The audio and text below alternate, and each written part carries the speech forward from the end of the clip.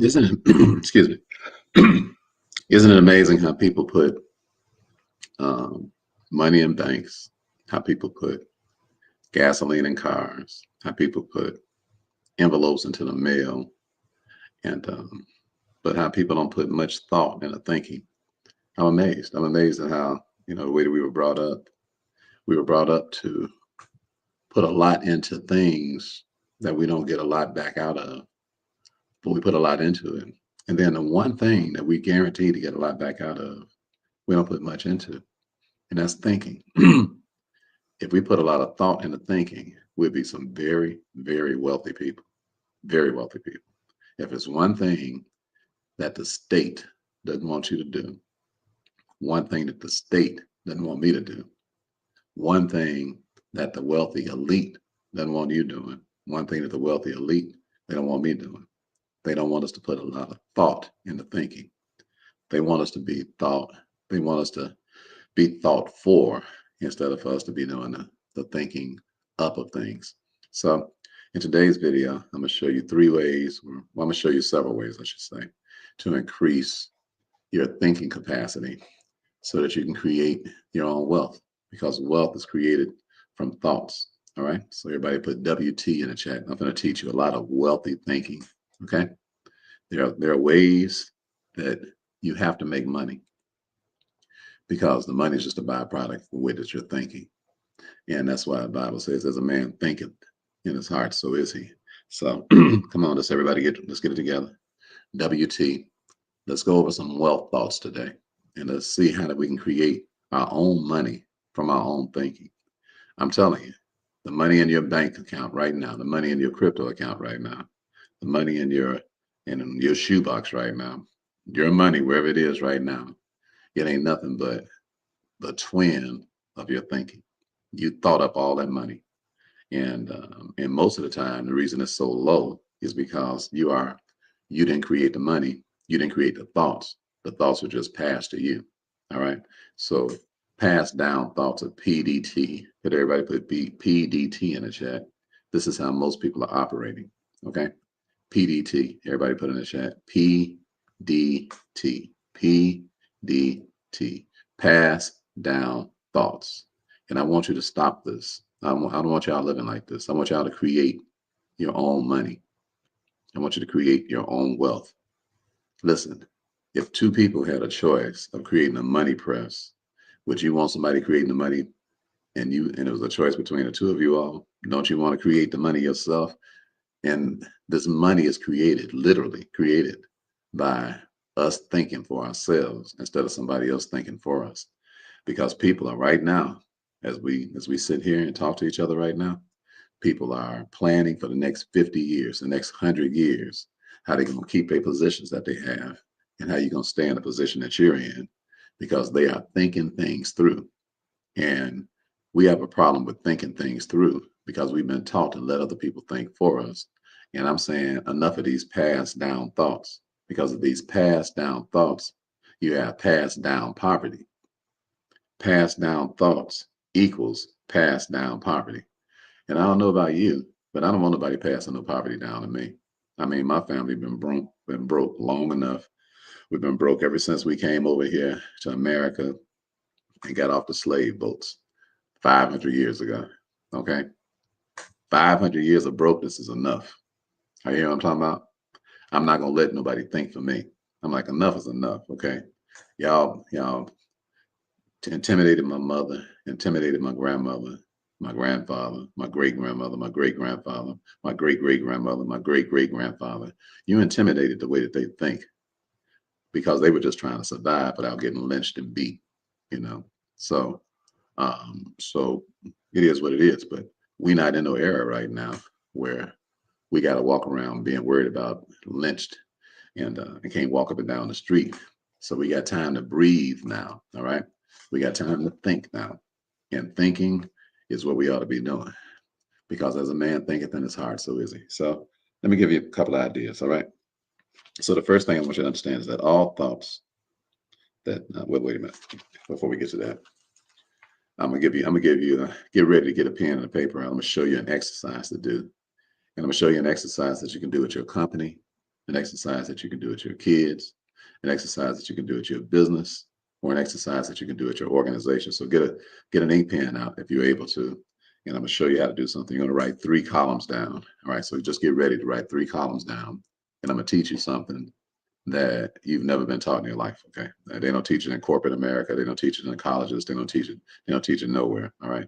So I'm going to teach you a brand new, fresh concept to teach you how to create wealthy thoughts. All right. Wealthy thought creation. That's what I'm going to teach you. So I'm going to show you a pattern way of doing it. And then you can do this with anything that you want to do, and you can think something through. Okay. So the first thing I want to talk about is that there are 3 ways to increase your thought capacity. All right. We're not on the columns yet. I just want to show you 3 ways. So number 1, purchase your thoughts. You say, what do you mean, Brother Ricky? I don't think you all understand how much of a blessing it is to be able to go out and pay some money for some thoughts. I don't think y'all really understand it. I think people, this is what I think, because I think a lot. Okay. I'm just telling you what I think. This is what I observed about people. People don't understand how valuable thoughts are. So they'll keep their money in their pocket and walk around with petty or small or poverty or unknowing or ignorant or unsuccessful or in thoughts that don't work. Okay. So, and they won't exchange the money for the thoughts. I'm like, the first thing I would do if I had a thought deficiency, everybody put TD in the chat. All right. Because money deficiencies are based on TDs. You say, what's that? Money deficiencies are based on thought deficiencies. All right. So everybody put TD in the chat so you can and teach your kids this. All right. Let them know, the reason we having trouble around here is because we just ain't thinking. All right. We have a problem.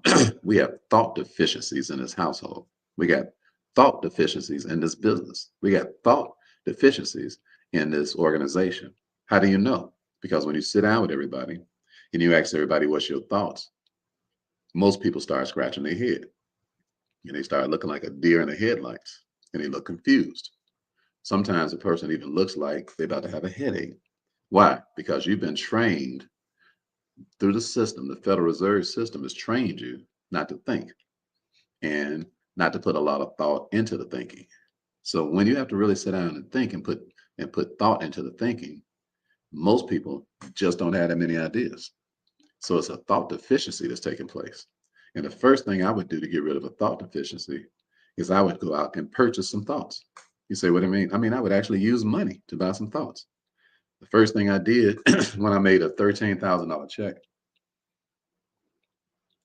the first thing I did, first check I got after I was homeless and after I didn't, and after I got fired from working in a warehouse where I was making $10 an hour, and it was dark when I got there and dark when I was leaving, I said, I need some higher thoughts. So what I'm gonna do, so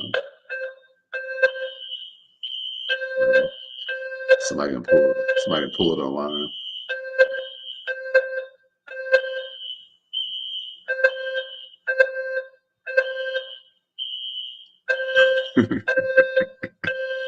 Just ignore it. Ain't no fires going on. By the way, I had to come down the street because it's a raccoon in my crib tearing up everything. So I had to come down the street, to stay down the street from my own crib. I got a raccoon in the house and I'm scared as hell of me tearing up everything like the Tasmanian devil. I sent somebody to come over and get him today.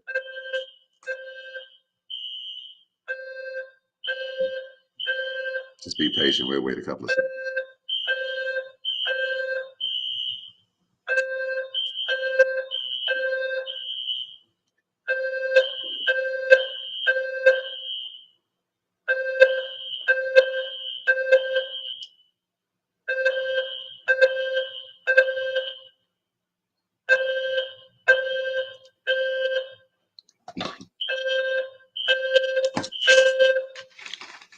I don't like wasting my voice, so everybody just be patient.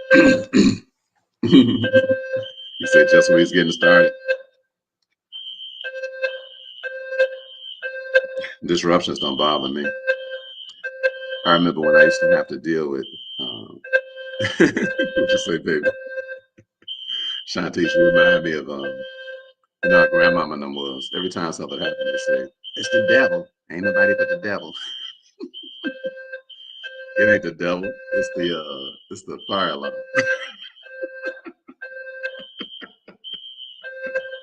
Good night, baby. I hope you're really sleepy.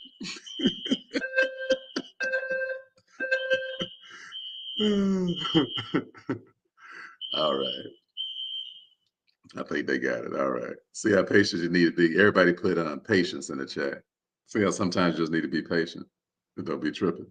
All right. God is always trying to teach people a lesson. All right. And that's what, hey, just chill out. It ain't no big deal. Stay ahead of the game. Everybody put patience in the chat. All right. Just put in the chat just so you can, it must be a lesson God wants us all to learn today. So everybody put patience in the chat. So as you go through the rest of this day, your blood pressure will stay the same. Just stay cool, baby. All right. Don't be tripping just because people sound alarms and all that sort of thing in your life. Don't trip. All right. Just be patient. Everybody put patience in the chat. Watch what's going to happen to your spirit today. You're going to walk around today and people are going to be barking and huffing and puffing, trying to blow your house down and stuff. They're going to wonder why you so doggone cool. You know, you're like, I'm cool for the game, baby. Why? Because I was all right before the alarm went off. I'm still cool. I'll tell y'all the story real quick. The Chin, the barber, the millionaire barber said last night in his class, it cracked me up so much. He was talking about being patient. And this is such a good story. I'd never heard this before. He had me laughing so hard. I listened to Chin teach last night for about 3 hours. Everybody should follow him. Chin, the millionaire barber, the #1 black man in the world, opening up barber and beauty schools. Happens to be my best friend too. But I was listening to him last night while he was teaching. And the man said, he told a story. He said there's a cheetah, a horse, and a dog, and he's about to have a race. He said, and so he said, so they let the gate up. He said, and the dog took off. First of all, he asked us a question. So I'm asking y'all the same question. Then we're gonna get back to the lesson right quick. I'm asking y'all the same question. If you got a cheetah, a dog, and a horse about to take a race, who's gonna win? All right. Y'all put it in the chat. You got a cheetah, a dog, and a horse about to take a race. Who's going to win the race? Y'all put it in the chat. I'm getting a napkin right quick. Put it in the chat. Who's going to win between a cheetah, a dog, and a horse? They're about to let the gate up and they're going to take off. All right. All right. Everybody put it in there. Tell me what you think.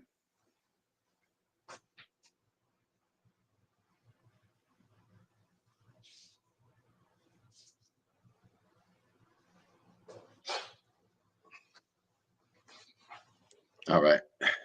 You said the cheetah. Just being me says the cheetah. Don, you say the cheetah. Kim, you say the cheetah. Miss Sunshine, you say the dog. All right. Who is that? Dorothy. Who is that? You say the cheetah. All right. Marquis says the horse. All right. Phyllis, you say the dog. Antune, you say the dog. George, you say the dog. All right. Okay. All right. But let's see who's going to win this race. Okay. All right. So here we go. Just picture we at the Kentucky Derby, and you got a cheetah, you got a dog, and you got a horse.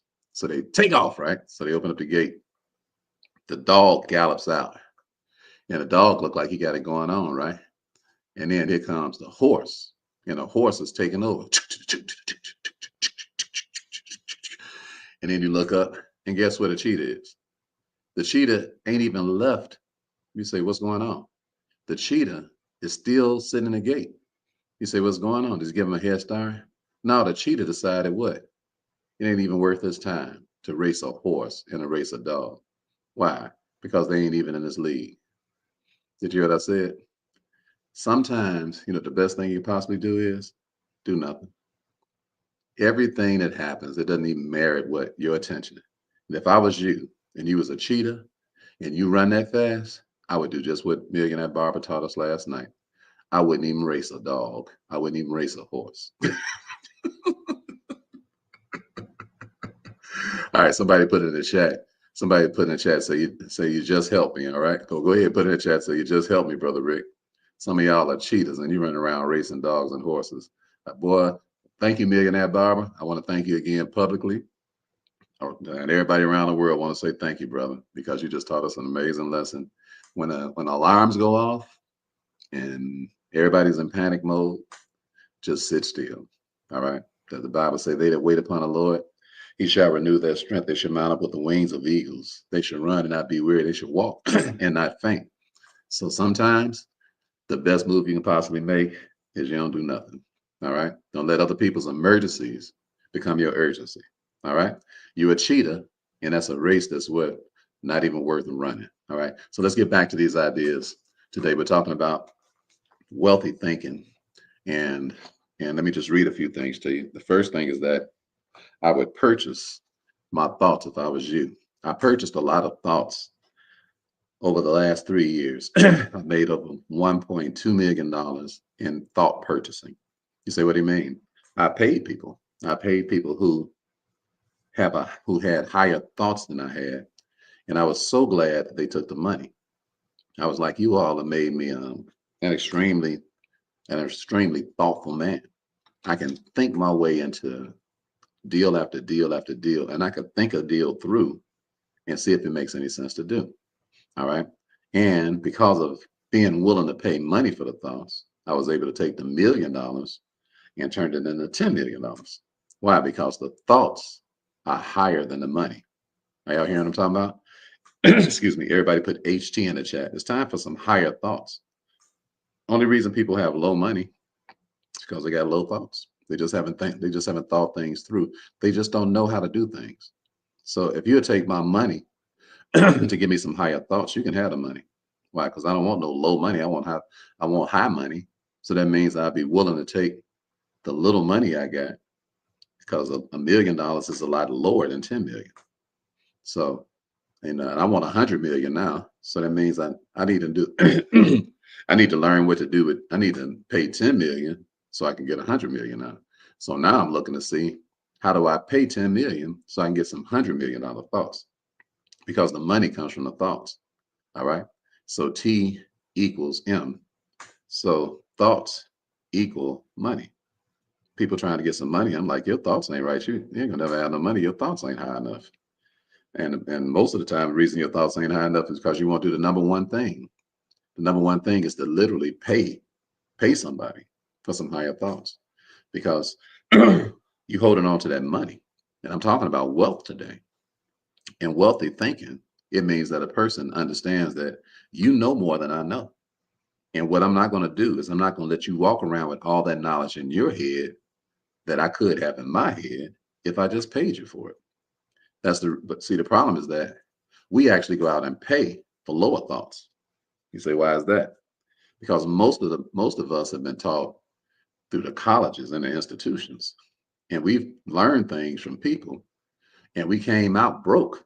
You say, why is that? Because we didn't get higher thoughts. We got what? Mediocre thoughts, lower thoughts. Why is that? Because the person who was teaching, they was teaching us from yada versus gnosko. You say, what is yada? Yada is the word for know, the Hebrew word for the word know, Y-A-D-A. But it means that I don't really know nothing. I just have a degree to teach something. So come on over here and get some of my broke thoughts. Why? Because most teachers are broke. They don't pay teachers much. And most teachers are teaching theory because they don't have any practical experience in what they're teaching. They just teach in theory because they just passed tests. But you got to understand, this is the Federal Reserve. And the way the Federal Reserve is set up is it's set up to get teachers on the Board of Education, which was created by John D. Rockefeller and Henry Ford, in a very thoughtful way. When they created the Board of Education, they were thinking. They thought that thing through. They said, how in the world are we going to keep the masses of the people not thinking? They said, well, let's create a not thinking school system, because you couldn't possibly be thinking to go to a school and pay 15, 20, 30, 40, $50,000 and the teacher is broke. You couldn't possibly be thinking. I mean, that's a non-thinking degree. Everybody put NTD in the chat. That's a non-thinking degree that you just got. Why? Because you couldn't have been thinking when you got that degree, because you got that degree from somebody who's broke. That's a non-thinking degree. Everybody put NTD in the chat. Come on. You gotta let it hurt, because you're not going to do anything about your situation until you can see the seriousness of it, of like the graveness of it. You have to ask yourself, do I have a non-thinking degree? Well, if I got it from a non-thinking teacher, then I have a non-thinking degree. Are you hear what I'm saying? You say, I couldn't possibly have Ricky meddling in my life right now. Well, do you make $1 million a year? If you don't make $1 million a year, you got a non-thinking degree. Are you hearing me? Because whatever you've been taught, you can't pass no money to your family. And you have an obligation, and I do too, to go 3 generations deep when it comes down to money. All right. And if your degree does not create 3 generations of money, it's a non-thinking degree. And you got it from a teacher who just taught you a lot of theory, because the teachers, the reason they don't have no money is because they don't have no teaching. They can't teach you higher thoughts because they don't have any higher thoughts to teach. They just teaching you the thoughts that they've acquired. Okay. So it's called thought acquisition. So everybody put TA in the chat. All right. TA in the chat. Thought acquisition. See, people are running around trying to acquire companies and trying to acquire money and trying to acquire loans and trying to acquire capital. My question to everybody is how many thoughts have you acquired? Because even if you get some money, even if you get some capital, even if you get your hands on something, a fool and their money gonna soon depart. So what do you need? You need the knowledge about how to move the money around and what makes the most sense to do with it before you get it, or you won't have it long anyway. That's why most athletes, most entertainers are dead broke. 3 or 4 years go by and they actually are in an amazing amount of debt. I'm talking about people who get large contracts and everything too. Why? Because they haven't had much thought acquisition. They don't think for themselves. These young brothers, these young sisters, when they come out, they get an agent and they do exactly what the agent tell them to do. Because why? They're not even trying to acquire thoughts. It's not even part of it's not even part of their makeup. They've been told, listen, you are a celebrity, you important. We're gonna handle all of this. Don't worry about this. We're gonna do that. We're gonna do this. And I'm like, you got to be smoking some quaaludes to turn your fortune over to somebody thoughtlessly, that you haven't thought things through on. You supposed to know that this person know what they're doing.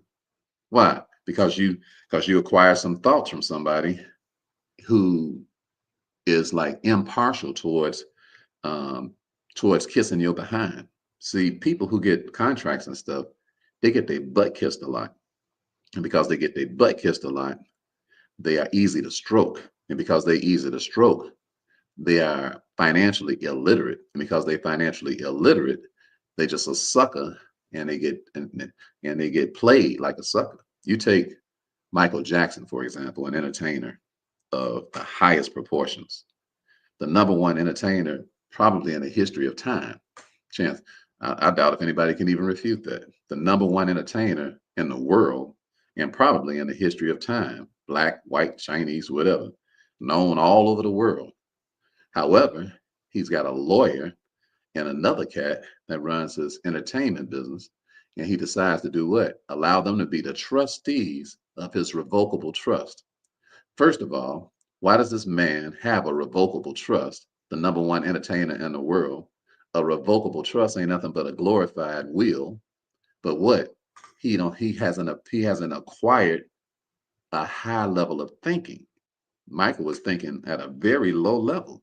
Why? Because he's entrusted this stuff to some cats who set it up so that when he's dead, they would have to be in court for years so that they could get rich. They set this stuff up for them to get rich. You say, why you say that, Brother Rick? Because his lawyer has earned over $100 million in fees handling Michael Jackson's estate after he's dead, because he made him the trustee. I got to tell all y'all, you got to be smoking some serious bud to make your lawyer the trustee of your estate. You got to be tripping. You're talking about a conflict of interest. Are you hearing me? Your attorney? You ain't got nobody in your family that's a co-trustee with you. Nobody in your family that's a successor trustee. You mean to tell me you trust people who are in business with you, who have all the incentive in the world to hope you die quick, so they can get rich? And you mean to tell me you would allow them to be the person that's handling, that you would allow your affairs to be handled like that? Michael Jackson, the best entertainer in the world, he did not pay for higher thoughts. He paid people who had a ridiculous way of doing business to be in charge of his stuff. If anybody worth their salt in their back know a revocable trust ain't worth the papers written on. Why? Because it could be taken to court. You cannot possibly have a high level of financial knowledge and do something that simple. No way. You know your stuff is going to be in court if you know anything about the court system, if you know anything about statutory law, and that's that a revocable trust can be what? Challenged in court. And that's exactly what they, if you don't believe it, just look up Michael Jackson's court case right now. It's 2025. The man died in 2009. They've been milking his estate. They might as well call his estate what? Elsie. Elsie the cow. Wow, they've been milking that man's estate for 16 years. They got $100 million. The IRS got $100 million out of it. Not if he had had an irrevocable tax-free trust like we have. The IRS wouldn't have gotten one single red Louis. Why? Because a tax-free, irrevocable trust is free from estate taxes. There are zero estate taxes, none. They would have never been in probate court because there ain't no court to go to. You say, why? Because this man had a low level of thoughts. They hadn't thought this stuff through. And what I'm teaching you today is to what? Put some thought in the thinking. Slow down. Know why you're doing what you're doing. Understand the system that you're operating in and create wealthy thoughts and wealthy thinking so that you can do something that nobody can challenge in court. Nobody can take your stuff. Stop working for other people. Think about what you're doing. Think about it. I'm going to get up and go to work today. Go to work today for who? Who am I working for? Am I working for me? Am I working for these kids? If you got some grandkids, am I working for them? All right. Let me give you another scripture. It's in Hebrews. Let me give you a scripture. All right. It's in Hebrews chapter, let's see here. Hebrews chapter 7. All right. King James Version. All right. I believe it's Hebrews chapter 7. These are the scriptures I should know because these are scriptures I quote while I'm taking a shower in the morning. So far, I learned the whole first 12 chapters of Hebrews by heart. All right. But, oh, yeah, here it is. All right. So here's Abraham, who is thinking something through. He meets this king. His king, his name is Melchizedek. Melchizedek is like a type of Jesus Christ because he didn't have no beginning nor end. He didn't come from nowhere. God just created him. And just, because God can create whoever he wants, he can create an eternal being if he wants to, because he's God. So he created Melchizedek. And Melchizedek, he meets Abraham coming from the slaughter of beaten 5 kings. So we got 2 kings. One of them is the king of Sodom.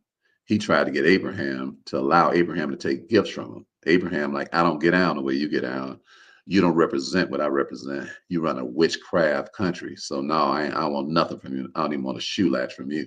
But then he got down the street and he meets this brother, this king Melchizedek. And he said, you my man. Why? Because he said, because God is with you. So he blessed the king and gave him some tithes and blessed him. And watch what the Bible says about how he blessed them. He said, but he whose descent, this is in Hebrews chapter 7, verse number 6. But he whose descent is not counted from them received tithes of Abraham and blessed him that had the promises. So King Melchizedek, he blesses Abraham. He said, and without all contradiction, the less is blessed of the better.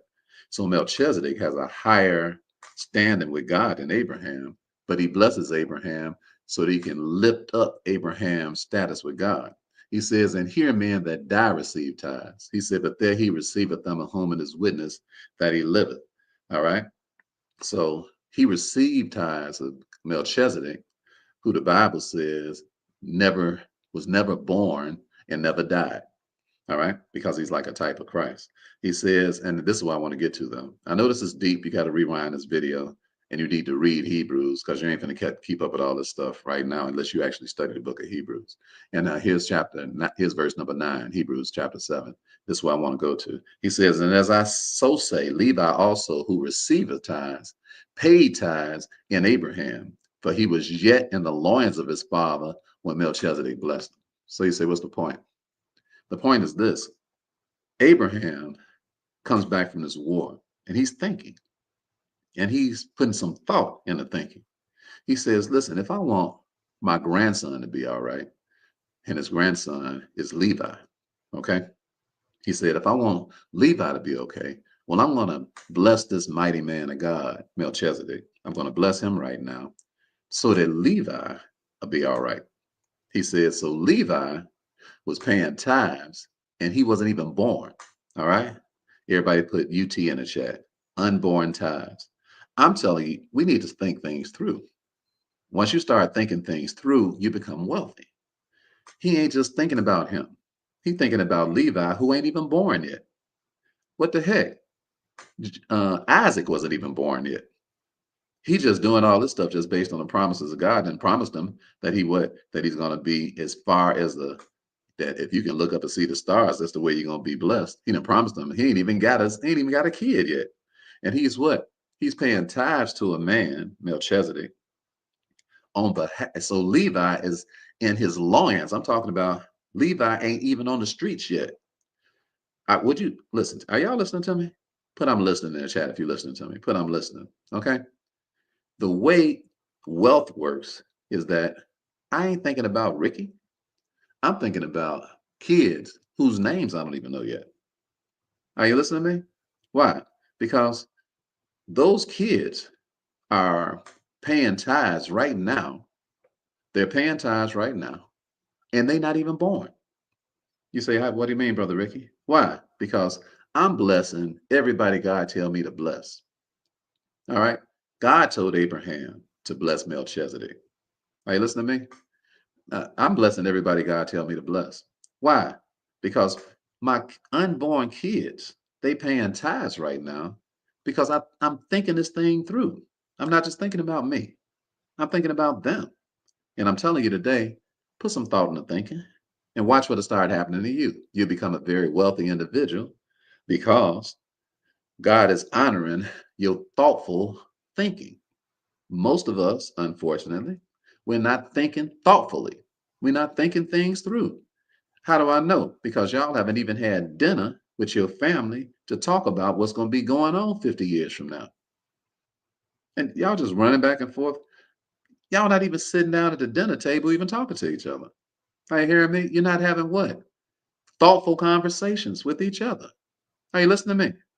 We got to all become more thoughtful, and we got to do it what? Thoughtfully. So Abraham's seed ends up being rich and wealthy because Abraham recognized, everybody put recognize in the chat. I'm going to put it in there first of all. He recognized who to bless. I don't think we be recognizing who to bless. I don't think we recognize it. And I know we don't recognize it because I see too much poverty around me. I see too many people who's supposed to have money who ain't got it. And I'm like, I know why you don't have no money, because you don't recognize. I'm sitting here right now because a raccoon put me out my house. Yeah, raccoon put me out my house. Yeah, I came, a raccoon came through the crib last night. He was a gangster. He was tearing up stuff while I was asleep. Scared the hell out of me. I look up, I wake up, and I'm looking at these big old eyeballs in my kitchen like that, right? Wouldn't that scare you? Look at them eyeballs. Wouldn't that scare you? Yeah, better believe I was scared. I ain't scared of lions and tigers and bears, but I'm scared of a raccoon. This Mark is in my crib like he owned it. And these raccoons are smart. They got paws and hands and stuff. This dude in the room opening up letters.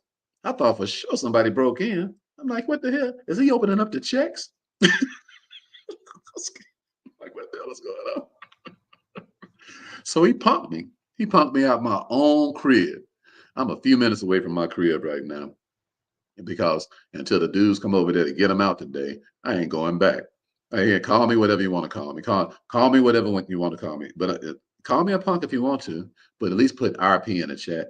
because at least I'm a rich punk. So everybody put RP in the chat, because a rich punk can go just get him a room when he get thrown out the crib. Everybody put RP in the chat. All right. Yeah, brother Ricky a punk. Yeah, you got me. You got me. Yeah, when it come down to that raccoon, but at least I'm a rich punk. At least I can go down the street. At least I ain't have to go to the Zanzibar. You did. The Zanzibar, you know, the little hotels with all the roaches and stuff. At least I don't have to go to the Zanzibar. At least I came to a hotel that's got a refrigerator in it. So, so I looked at it as an opportunity. You say, why is that? Because I talked to a young man and who's having a hard time in his life right now that I met downtown, who was just sitting on a bench and had nowhere to sleep. So I met the young man and I said, you want to do some work? And he said, yeah, I sure would like to do some work. I said, good. I said, let's go get you a phone. And I said, let's go get you something to eat. And I said, let's get you a room. So he had some trouble over the last month because of some little petty cases that they was holding him down with. I know how it feels. All right. So he called me a couple of days ago and I said, okay. So since I got me a room, I got him one down the hall. So he ain't sleeping outside today. He's down the hall, sleeping real well. He shouldn't be sleeping at all right now because he's up doing some work that he promised me he would do. And I believe he'll do it. You say, why are you telling us this, Rick? I'm telling you because I'm telling you all, you don't think things through. If you was thinking things through, then you would understand that you would recognize who you're supposed to be blessing. You would recognize it. And then your kids and your unborn kids, they'll be born rich. See, y'all don't believe that because you haven't thought things through, because you haven't been taught this way. If you believe what I was telling you, then you would not let your blessings walk in and out your life. You would see them for who they are. Are you hearing me? You wouldn't see them as an imposition. You would see them for who they are. Abraham thought things through. When he saw Melchizedek for who he was. And he did what? He blessed him.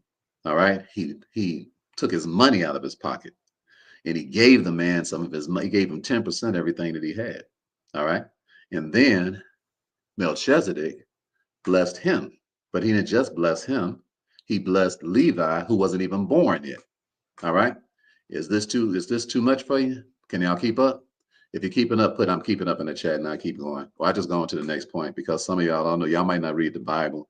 So this might sound real bizarre to you because you never read about Abraham and you don't know how great a man he was. Maybe you don't know, but maybe you don't realize that you are a child of Abraham. Maybe you don't know that. Maybe you don't realize that you are a son or a daughter of the promise. Maybe y'all don't know that. Okay. But I'm telling you who you are. Excuse me. I'm telling you who you are. Somebody's got to tell you who you are. Somebody's got to tell you who. Did you hear me, brother? Did you hear me, sister? Somebody got to help you to recognize who you are. When you recognize who you are, you realize that every chance that you get to bless somebody who is in a bad situation, that you are a child of Abraham and that you have the right to be generous and that you are not losing nothing by blessing somebody else whose situation is worse than yours. That's your opportunity. That's your opportunity to come up and to come up big. This is not taught in church, unfortunately, not taught in school, definitely. And it's a travesty because that's where you got most of your thoughts from, school and church. Those are two places where you got your thoughts. And your thoughts are not high because you haven't been taught in those institutions. Most of the time, you've been taught a very petty way to live, a very, very stingy way to live. Some of the stingiest people I know are church folk. Stingy. I know why, because I grew up, I've been around churchy people and stuff for years, and I know how it is. And I know the school system that taught us to be stingy. I know that. The school system, the whole idea is for you to be unblessed, not blessed. All right. So I want y'all to study the book of Hebrews, particularly chapter number 7. But I also want you to go back into Genesis and study Abraham when he was coming from beating those kings down and why he did what he did, so that you can understand better who Melchizedek is and why Jesus is likened unto Melchizedek. That's y'all homework for the day. Hebrews chapter 7, Genesis chapter 12 and 13. Read those chapters on your own so that what I'm teaching you today will make more sense to you. And take the time and think while you're reading. All right. Wisdom is the principal thing, therefore get wisdom. But with all you're getting, get an understanding, think things through. So the first thing I would do is I would purchase my thoughts. See, Abraham was such a smart man because he took his money out of his pocket and he went and bought some thoughts. All right. So the second thing I would do is I would pay with. So these are the first thing is purchase your thoughts, and so I would pay. There's two ways to purchase your thoughts. Number one, you can pay with your time. Okay, you say what? Say how do I purchase some thoughts? I can pay with my time, or I can pay with my money. The first thing that you do before you start paying for your thoughts with your money is pay for your thoughts with your time. Think this through. Think this through. Don't when I meet people, I don't even want them giving me money and they don't know me. You say, why is that? I'm like, no, you should spend some time watching what I taught. And then you decide for yourself if what I'm teaching you makes sense to you. You decide whether or not I helped to raise your thoughts. I'm just talking about Brother Ricky, for example. Okay. So that's the because I don't need anybody's money and I don't want any kind of relationships that leave me with a sour taste in my mouth. I don't want to be bothered. I would rather that people watch what it is that I do. I'm just telling about me because I can teach you, you can help yourself too this way. And I would rather that people just watch what it is that I'm doing and listen and learn and then make decisions on whether they want to do some business based on they spend enough time to understand that yes, I would like to get a tax-free trust through you, Brother Ricky, because that's what I sell, tax-free trust. Or I would like to to learn from your viral video class because you get millions of views on your videos. I want to do the same thing, whatever the products may be. But I'm not in no hurry in dealing with people. And the reason I'm not in a hurry with dealing with people is because I want the person to spend what? Their time. What? For some thoughts. That's why if you're going to be a teacher and a coach, you should be consistently giving people an opportunity to spend time with you that does not cost them any money at all. Are you listening to me? I'm trying to teach you how to change the way that you think and to consider what a better, higher way of doing business with people so that you can become a wealthy individual. Because this idea of people buying things from you and getting with you after having spent 5 minutes with you is a fool's notion. It's not reality. You shouldn't even want the person to be diving all into business with you. They don't know you. You should tell them, listen, take your time and spend some time with the higher thoughts that I teach. All right. Then when we get together, we'll have something worth discussing because you spend enough time for our high thoughts to meet. So when we have a conversation, it can be a conversation worth having. Because if you haven't spent enough time to gather some higher thoughts, you and I can't have decent conversations because you're on a low thought plane. And I'm a man who thinks. I'm a thinking man. And if you're a thinking man and a thinking woman, put your information out into the entire world for people to consider your thoughts. And if they think your thoughts are worth it, then they can start paying money to acquire your thoughts. All right. Did everybody get that? That's the pattern first. I'm not buying, I'm not paying money for thoughts that I haven't paid any time for first. Once I see that the person thought level is higher than mine, once I see that and discover that because they have enough information for me to check it out, then I'll do what? I'll pay any amount of money for the higher level of thinking. Are you hearing me? Spend your time first, purchase thoughts with your time first, and then purchase thoughts with your money second. Take your time, okay? Take your time. Take your time. Y'all got that? All right, so let's move on to the next one. Number two, pen your thoughts. All right, okay. Number one, purchase your thoughts. Number two, pen your thoughts. You say, what's the way to get a higher level of thinking? Write it down. What am I doing right now? I'm explaining some things to you that I wrote down. So I penned my thoughts. You say, why is that? Because if you don't pen your thoughts, you will what? Your thoughts will elude you. You'll wake up, you have some amazing thoughts. All right, some amazing things that could really help a whole lot of people potentially, but you forgot to write it down. So because you didn't write your thoughts down, then the thoughts escape. Are you hearing me? You got to put your thoughts what? In thought prison. Everybody put TP in the chat. Capture your thoughts. Put TP in the chat. I'm teaching y'all today how to think things through and how to think at a high level, and you'll make a lot of money if you raise your thoughts. Are you listening to me? So put your thoughts in thought prison. How do you do that? Pen your thoughts. All right. Are you listening to me? Put them in thought prison. Don't let a good idea come and go. That's just $1,000,000 just walked in and out of your head. Are you listening to me? Pen your thoughts. Pen your thoughts. Pen your Why is that? Because you'll forget. Are you hearing me? So I woke up one morning. I just woke up one morning. I just woke up. And when I woke up, the song, Surely Goodness and Mercy shall follow me all of my days. And when I think of your favor, I can't help but give you the praise. Because you came into my life and you took away all of the strife.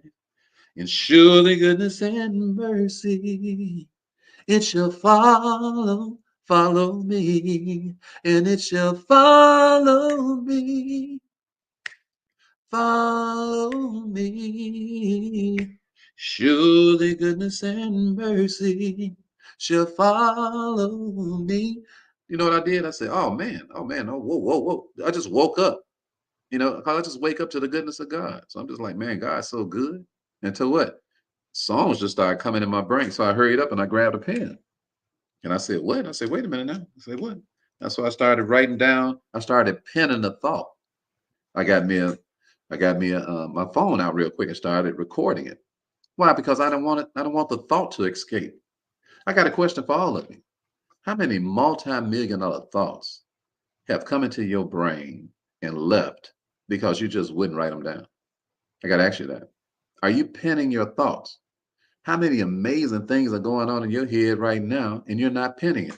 That's why I keep a daily journal and I keep a pen and paper around me, and I'm always writing down what I'm thinking. Are you hearing me? Why? Because if you're a really good teacher and you're teaching something and I'm listening, I'm just testifying for me. All right. I can't testify for you, so I'm just testifying for me. If you're a really good teacher and you're teaching something and I'm sitting in a room with you, I'm literally writing a book from the thoughts that I'm getting from your thoughts. And if I was you all, when we come on here and go live, I would have a pen and a paper out, and I would not miss that opportunity. Why? Because you have a brilliant brain. Are you hearing what I'm saying? You, brother, you, sister, you have a brilliant brain. One problem that you're facing is that you're not writing the thoughts down. Because you're not writing the thoughts down, they are eluding you and you're not capturing the thought. And because you haven't captured the thought, you don't have the money that comes with the thought, because thoughts produce money. They produce a lot of money. They produce an amazing amount of wealth. And you should have what your fifth, sixth, seventh, eighth, ninth, 10th book perhaps out, or play, a poem, or whatever it is in your brilliantly thoughtful mind. You should have all of that out if what? If you were penning it. All right. So let's move on because we run a little late because of the fire alarm. All right. So pen your thoughts. And then I'm going to get to this chart in a second for those of you all who can stick around long enough. And I'm going to show you how to chart this thing down. All right. And then the next thing is uh, package your thoughts. All right. So number one, purchase your thoughts. Number two, pen your thoughts. Number three, package your thoughts. All right. I said number three, package your thoughts. All right. You say, what do you mean, Brother Ricky? There's a way that you can package your thoughts and make millions of dollars. You say, why? Because there are so many things that you can do with a thought to turn that thought into money. That's why God does not give you money. He gives you the wisdom to attain wealth. What is the wisdom to attain wealth? Your thoughts packaged, and then people pay for your packaging of your thoughts. All right. Y'all got that? Okay. So let me show you some ways to package your thoughts. All right. One thing I would do if I was you, because we have this phone and it's an amazing connector, one thing I would do is that I would daily text people my thoughts if I was you. Okay. Not to sell them anything, just to text them the thoughts to help them to think. What am I doing here? Teaching you all for 6 years, giving you thoughts to help you think. I make a lot of money because some people want to what? They want to pay for the thoughts that I packaged. Most of the people that I meet, they never pay me any money. Why? Because I know because millions of people pay attention to what's going on. You don't need millions of people to what? To buy anything from you to be wealthy. Just a small number of the people who want to pay for your package. Are y'all hear what I'm talking about? Why? Because you don't need a whole lot of people. It's billions of people in the world. You don't need a whole lot of people to buy nothing from you to be a wealthy person. Are you hearing me? But you do need your thoughts packaged, and you want your thoughts packaged because how's somebody going to buy something unless you put it in a package? Are you hearing me? And your brilliant thoughts, they merit packaging. All right. So texting is one way to package your thoughts. It's the simplest way to do it. And 98% of the people open up their text messages. Nowhere in the world I would be not taking advantage of that. Our text messaging bill is $7,000 a month. Our text messaging bill alone, at Stellar Wealth Management, our business. You say, really, Brother Ricky? No, it's not $6,000 a month. You say, really? Yeah, because we have 60,000 people plus that we send text messages to let them know about just anything that we're doing, to let people know about our class tomorrow. By the way, if you want to come to class tomorrow, just put IMF in a chat and you can come to my free class tomorrow on the International Monetary Fund and how we got back $1 million tax return. You can come and watch that if you want to. Absolutely free. Just put IMF in the chat or go to rickthewealthcoach.com and sign up. All right, rickthewealthcoach.com. Just go there and sign up. So, but once you sign up for a class with us, you always get a text message to remind you that something is going to take place. Why? Because most people don't pay attention to nothing. I don't. My emails. I get so many emails, and we're gonna go there in a second. Until maybe I look at it, maybe I won't. But I always look at my text messages. 100% of them I look at. That doesn't mean I'm necessarily going to do what the person's talking about, but at least I saw them. And you want to give yourself the best shot for people to do what? To get a chance to get acquainted with your thoughts. All right. Thought acquisition, thought acquaintance. You want people to get acquainted with your thoughts. You are a brilliant person. Are you hearing me? Ain't nothing. Your thinking is beautiful. People just don't know because you haven't packaged it. I'm talking to all of you beautiful thinkers. All right, everybody if you're a beautiful thinker, put BT in the chat. I'm gonna put it in the chat because I'm a beautiful thinker. I think beautiful thoughts every day. Why? Because I got a beautiful God and he made me a beautiful man. So he gives me beautiful thoughts. And if you want to give God some glory right now, put BT in the chat because he's allowed you to what? To be a beautiful thinker. Oh, yes, you are. Oh, yes, you are. Oh, yes, you are. Put BT in that chat. You know you're a beautiful thinker. You know right now you're thinking of beautiful things. You're thinking of some amazing things right now while we're talking. Why? I can feel your vibe. I can feel I can see the sparks going off in your head. I can see them. I can see them as though you were coming through the screen. All right. So you're a beautiful thinker. So that's not the problem. The problem, well, that's not your challenge. You got some beautiful thoughts. Your challenge is how do you package them? So why would you be a beautiful thinker and not send a beautiful thought to somebody daily via a text message? You say, how do you do that, Brother Ricky? Use a texting service like we use sales. What we use sales something we use. You say you don't even know your texting service that you use. Sales Manager, I believe it is. You say, why don't you know that by heart, Ricky? Because I don't do it. I just create the text and then everybody else does the work. I don't do their work. We're a team. Okay. I don't do Ricky's work. I don't do any of my daughter's work. I don't do any of our operations manager. I don't do their work. I let them do their work, but I make sure that people get something from me on a daily basis. That's a beautiful thought. Think about that. Just think about that. What if you had a texting system where every morning people got a beautiful thought from you? Not a solicitation, just a beautiful thought. What if you sent everybody that's in your database right now? What if you sent every single person a thought right now? And the thought was just simply this: hey, today is a day of you putting some thought into your thinking. All right.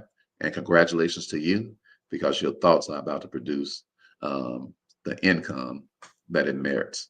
Something like that, something like a simple text message, not asking them to buy anything. All right. Eventually, what happens is the person, they get so enamored with your beautiful thoughts until they ask you, hey, how can I buy something from you? All right. Because you have a beautiful mind. And I want what? I want some of that mind in my mind. All right. So, what are you selling? Can I buy something? All right. You got a book or something? See, all that stuff emerges because of your packaging of your thoughts. But let me hurry on. And over here on TikTok, you got 5 minutes, but I'm not rushing. So if it cuts you off in 5 minutes, then you might want to switch on over to Instagram or Facebook or YouTube. All right. So because I have a chart I'm going to teach you all, and this chart is going to show you how to line thoughts up. I'm going to show you a way of creating a whole lot of wealthy thoughts. Are y'all ready? Put ready in the chat. I'm going to show you this chart.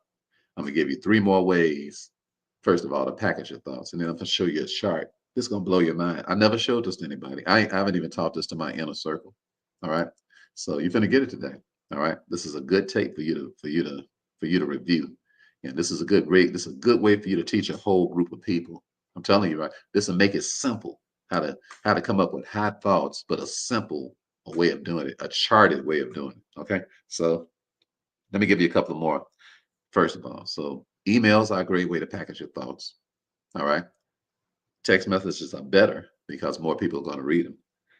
PDFs are a great way to package your thoughts. A PDF. You're saying, why is that a great way to package your thoughts?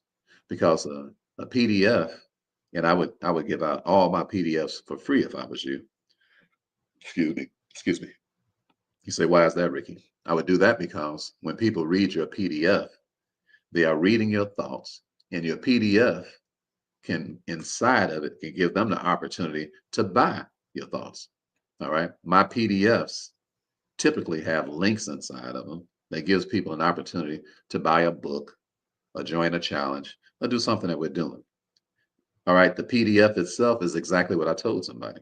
If I have a PDF, a free PDF on 5 ways to find your purpose. And on that reel, it just said, just comment purpose if you like it. And then people commented purpose. Several people did all around the world. And the PDF was sent to them for free. Okay. However, they had to put in their name, number, and email, and all of that to get the free PDF. So that's why we have over 60,000, I don't know, 60 or 70,000 people's names and numbers who have signed up for things because we put our thoughts out, and we put them out for free for a person to be able to decide if they wanted to pay for some. All right. This is how you package your thoughts. Are you hearing what I'm talking about? This is a multi-million dollar class that you're getting right now. All right. It's, listen, everything that you teach people, it should be so good until they just want to buy something else because they can't believe you would take your time and teach them something so good that they didn't even pay money for. But everybody here is paying right now because you're paying with your time, and I respect your time. See, I respect time. I respect time. I'm never going to teach you something that wasn't worth your time. Are you hearing me? And was worth your money. But I'm not even accepting your money right now. Why? Because you need to spend more time with Brother Ricky before I accept your money. Why? Because I don't need your money. What I don't want is I don't want no headaches, and I don't want to be, I don't want no high blood pressure. You know, I want a healthy body and a healthy life until I drop dead. So help yourself out. Help your health out by putting your thoughts out, giving people an opportunity to spend time with you so they can embrace your thoughts, and they can go do something that helps them. The best way to help a person is help them. And then you're getting an amazing amount of impact with your life. People will trust you at a very high level because they like, you gave me some thoughts that changed my life. Life changing thoughts. All right. LCT. Everybody put it in the chat. Life changing thoughts. LCT. Y'all down with LCT? I say, are y'all down with LCT? Are you putting life changing thoughts into the marketplace? I'm teaching y'all how to be extremely wealthy today by thinking through what you're doing. Are you hearing me? Are you putting out things that are life changing thoughts? Have you thought of what you're thinking about? Have you put some thought in the thinking? If you have, then when you put out something, it'll be a life-changing thought. And when people, what you say, Lamont, yeah, you know me. When it's a life-changing thought, people, they follow you around to find out what else they can get. Are you hearing me? They follow you around to find out what else they can get. And in the internet world, you can get millions of people to paying attention to you. And that's going to end up being what? It's going to end up being money that you made. Are you hearing me? Okay. And then the last way I like to talk about are books. Okay. So books are a great way to package your thoughts. I have 4 books working on book number 5. You say, why are books a great way to package your thoughts? Just think about it. You meet somebody and they want a card from you.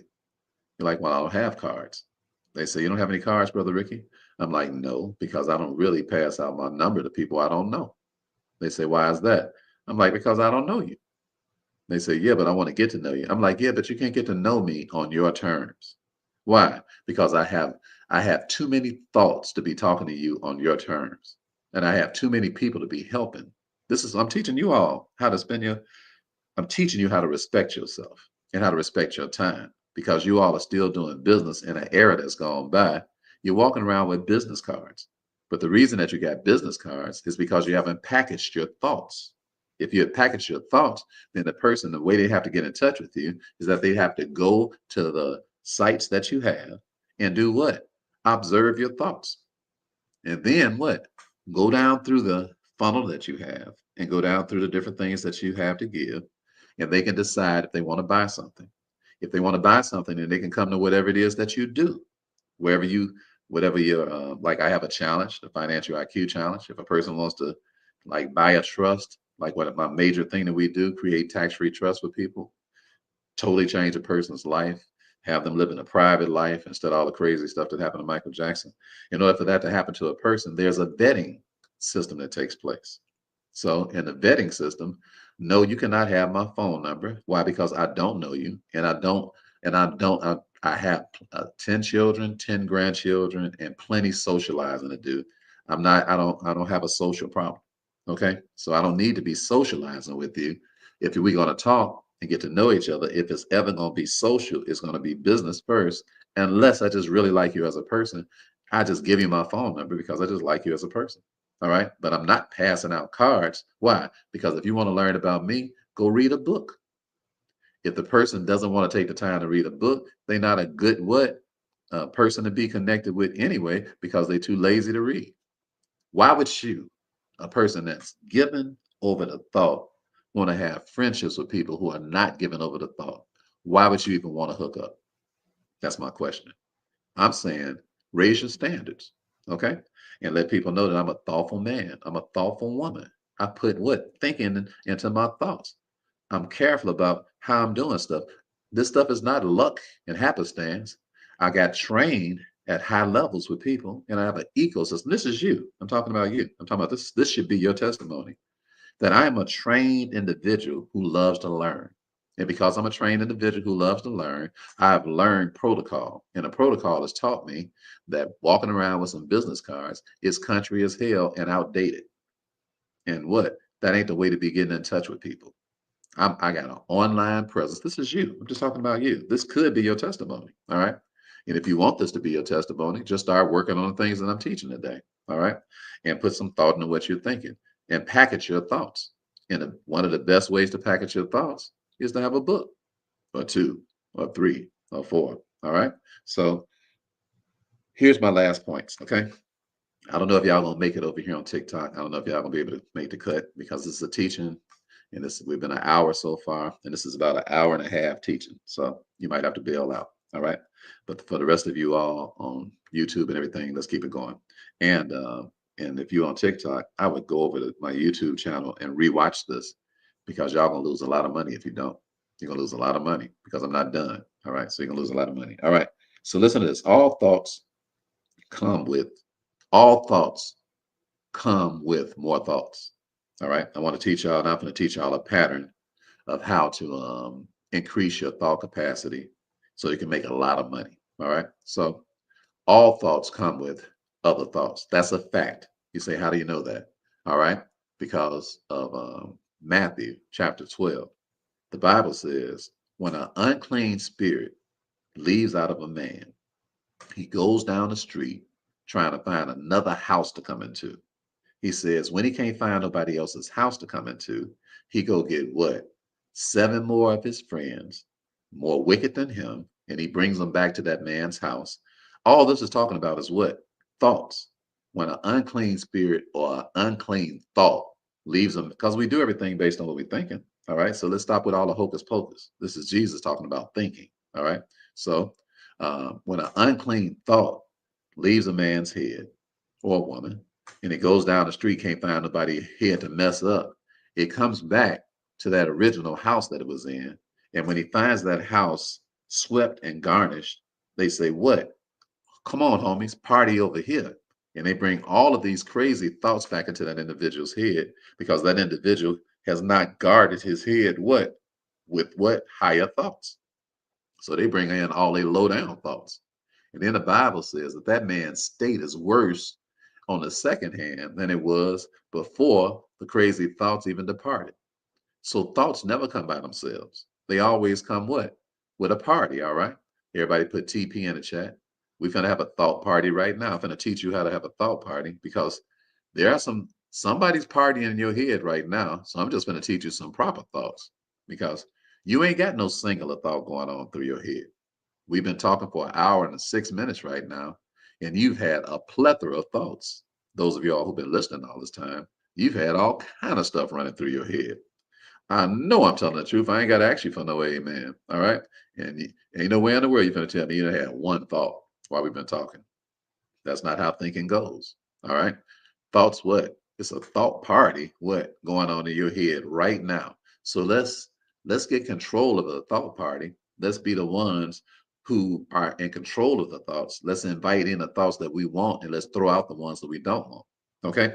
So here's a way of understanding how to create the thoughts that you want. All right. So everybody write this down. Everybody here real quick. We're finna land this plane. All right. So make 3 columns. Okay. 3 columns real quickly. Let's go. Because my thoughts typically come at least in threes.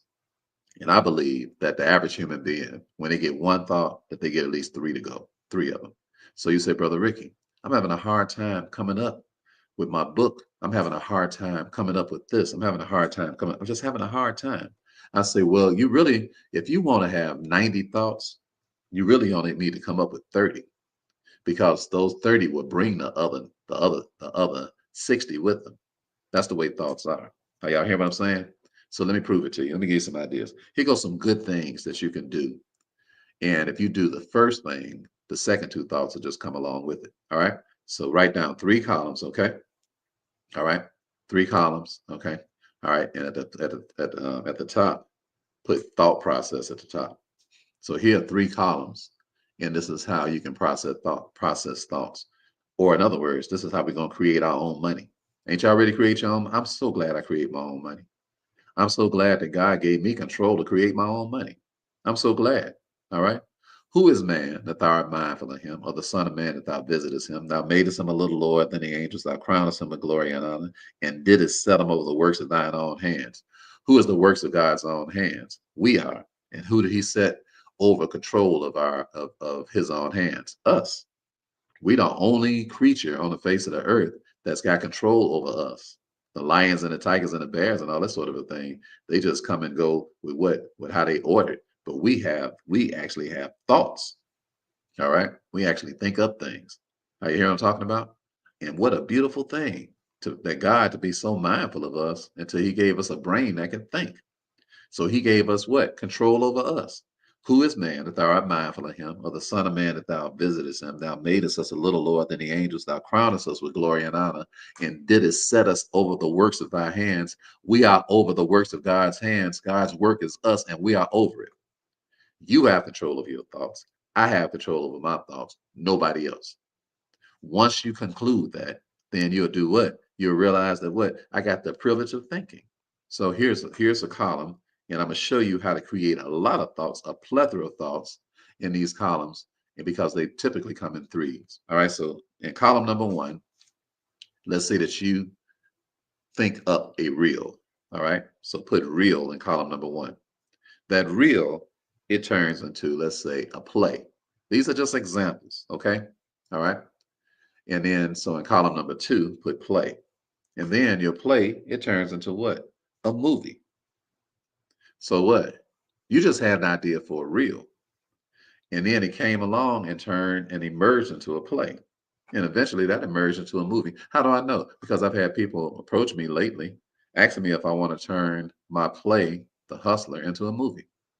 It's just like a natural progression. And I'm considering what they're talking about because they have their own production company. All right, let's move on to the next. Okay. Let's say you create a book. The book turns into what? A play. I'm sorry. I'm sorry. Okay, wait a minute. Okay, let's go back. I got that mixed up. All right, so you start out with a reel. Disregard the last thing I just said. You start out with a reel. The reel turns into a class. Okay, I got that mixed up. All right, so let's go back up. So the reel turns into a class. All right, and then the class turns into a book, and then we get back to the book. All right, so let's disregard the first one I just got you. I got that mixed up. All right, so start out with a reel. I'm just giving you examples of how things emerge. So you wasn't thinking initially about a book. You was just thinking about a reel. So the reel only takes about 60 seconds to make. It might take you 10 minutes because you keep messing it up. Sometimes it's taking me 10 minutes to do a 60-second reel. But so what? That's 10 minutes of your life. That's a great way to spend 10 minutes. All right. So you finish your reel. Now, your reel turns into a class. Somebody saw your reel and they say, man, I want to go to your class. So they come to your class. All right. They enjoy your class so much until they say, man, you got a book on this? So then they end up what? Buying a book. So you got 3 for 1. All right. Everybody put in the chat. The way this thinking goes is you get 3 for 1. You trying to figure out 3 things. No, you ain't got to worry about that. Just figure out one thing and then 3 things will emerge. If you want your brain to work this way, put it in the chat. I told you to pen your thoughts. Okay. If you want 3 thoughts for 1, put it in the chat. Put what you want in the chat. That's what I want. I want at least 3 thoughts out of 1 thought. I don't want to be struggling to figure out what I'm going to do next. And you don't have to struggle. Why? Because when you get in the middle of something, the other thoughts just show up. Are you hearing me? Good morning, Cleo. How you doing? All right. The other thoughts just show up. Okay. All right. So now let's go to the second line. So that's the first line. The second line is what I was just trying to explain. So now you got a book. The book turns into a play. The play turns into a movie. So book, play, movie. All right. These are emergent thoughts. Everybody put ET in the chat. Thoughts emerge. But where they come from? They come from the first thought. I'm telling you, this is why I'm a millionaire. This is how I went from being dead broke. I'm talking about dead broke with a felony record and can't even keep a job in a warehouse. I'm telling you, I just sat down and I started thinking. I'm like, man, if I'm going to make some money, I'm going to have to create it because these marks, you've been caught a case. Here, you can't even work a warehouse. These people treat you like you lower than a piece of dirt. I'm like, man, I can't rely on these people for no self-esteem. I'm gonna have to be a thinking man if I'm gonna have some money. I stopped by to tell all y'all. If you become a thinking man, a thinking woman, people will not have control over you anymore. You will not have to live that peasant's life. Are you listening to me? You'll be able to help whoever you want to help, whenever you want to help them, however you want to help them. I'm telling you, if you will engage in thought, and you don't need nothing but the first thought, the other 2 will come. Okay? All right, so let's keep it going. So let's say that you start a song. We were just singing, Surely Goodness and Mercy. Okay, so that's one song. Okay, I got another song called You Are My Child, I Believe in You. You don't have to run around. So that's another song. I have another song called Who is the King of Glory? Call him Jesus, yeah. I got another song called Forgiven, his sins all washed away. These are all the songs that's coming out on the album that I have coming out this year. But what happens with a song? A song turns into what? An album. See, I started with one song, and now I have an album that's coming out. I'm just giving y'all ideas and how you think one thought, and then 2 more just come along with it. And then what ends up happening with the album ends up turning into a tour. So once you get through with a song, people want to hear the album. And then they want to do what? They want to see you in person. 3 thoughts for 1. That's how you increase this thought. You don't have to worry about it. The reason the devil is fighting you tooth and nail, excuse me. The reason the devil and your flesh is fighting you tooth and nail to not engage in the first thought is because the first thought is not what his kingdom is worried about. It's the third thought that his kingdom is worried about, because the devil don't want you blowing up. He don't want you representing, and he wants your life to be miserable like his is. So he don't want you thinking, because he know if you get one thought, that trail of thoughts are gonna come along. And you've been thinking that, man, this thinking stuff is hard. That's because you're thinking too far ahead. Just get the first thought in play. Use your thoughts of like a baseball game. All right. Just get some runners on base. Y'all know about baseball? You know how you score runs? I say, do you know how you score runs? You just get somebody on base. And then what happens? They start scoring runs. You start getting hits and all that sort of thing. In fact, you should keep the bases loaded. You say, why is that? Because when the bases are loaded, that means that what? You can score all kind of ways. If the bases are loaded, that means that the pitcher, if he just throw a wild pitch, somebody can just walk across and walk across home plate. If the bases are loaded, you can hit the ball in the air, and the guy on the outfield can catch it, and the guy on third base, he can just tag up and come home. Why? Because the bases are loaded. And you have a brilliant mind, and your bases should be loaded. All right, everybody put LTB in the chat. All right, load the bases. LTB. This is the thought process.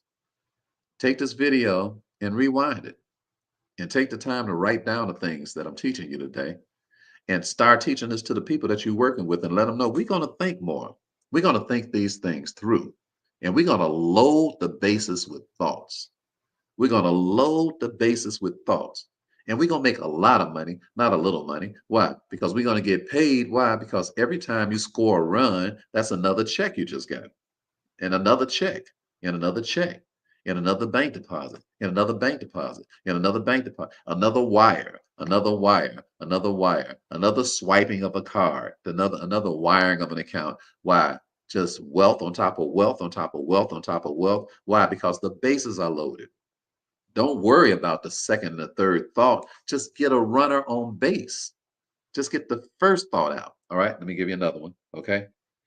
Let's just say that your thought is you just create some passion. And everybody write this down. You want to think up, not of. You want to think up, not of. You say, what do you mean, Brother Ricky? You want to think up. That means you created the thought. You don't want to think of. That means that you're thinking of a thought that's already been created. I'm telling you, you have an amazingly creative mind. You just don't. If you really would fall in love with your mind and really appreciate God for the incredible mind he gave you, you make a lot of money. You would make a lot of money. Why? Because thinking up stuff means what? That you created it. Thinking of stuff means what? Somebody else created it. So when you think up something, you get paid for it. When you think of something, somebody else gets paid for it. Most of your life, you've been thinking of things. You haven't been thinking of things. Why? Because you went to the Federal Reserve, highly secured, maximum secured prisons that they call schools. And in a school system, the last thing in the world they want you to do is to think up stuff. They just want you to think of things. In other words, they want to think for you. That's why y'all got these little petty jobs. Why? Because these jobs do not require you to think up. They just require you to think of. And I stopped by here to tell you this afternoon that a lot of what you're doing currently will not, in 5 years, it will be obsolete. Why? Because a computer can think of things, and they can think of things way better than you and me. And what's going to happen? You're going to be easily replaceable because you're not thinking up, you're thinking of. It's a dangerous way to live. It's economic slavery. And it's also economic suicide, because you will not get away with that stuff in the next 5 to 10 years. In the next 5 years, the computers will be thinking for everybody who is thinking of things because they do it better.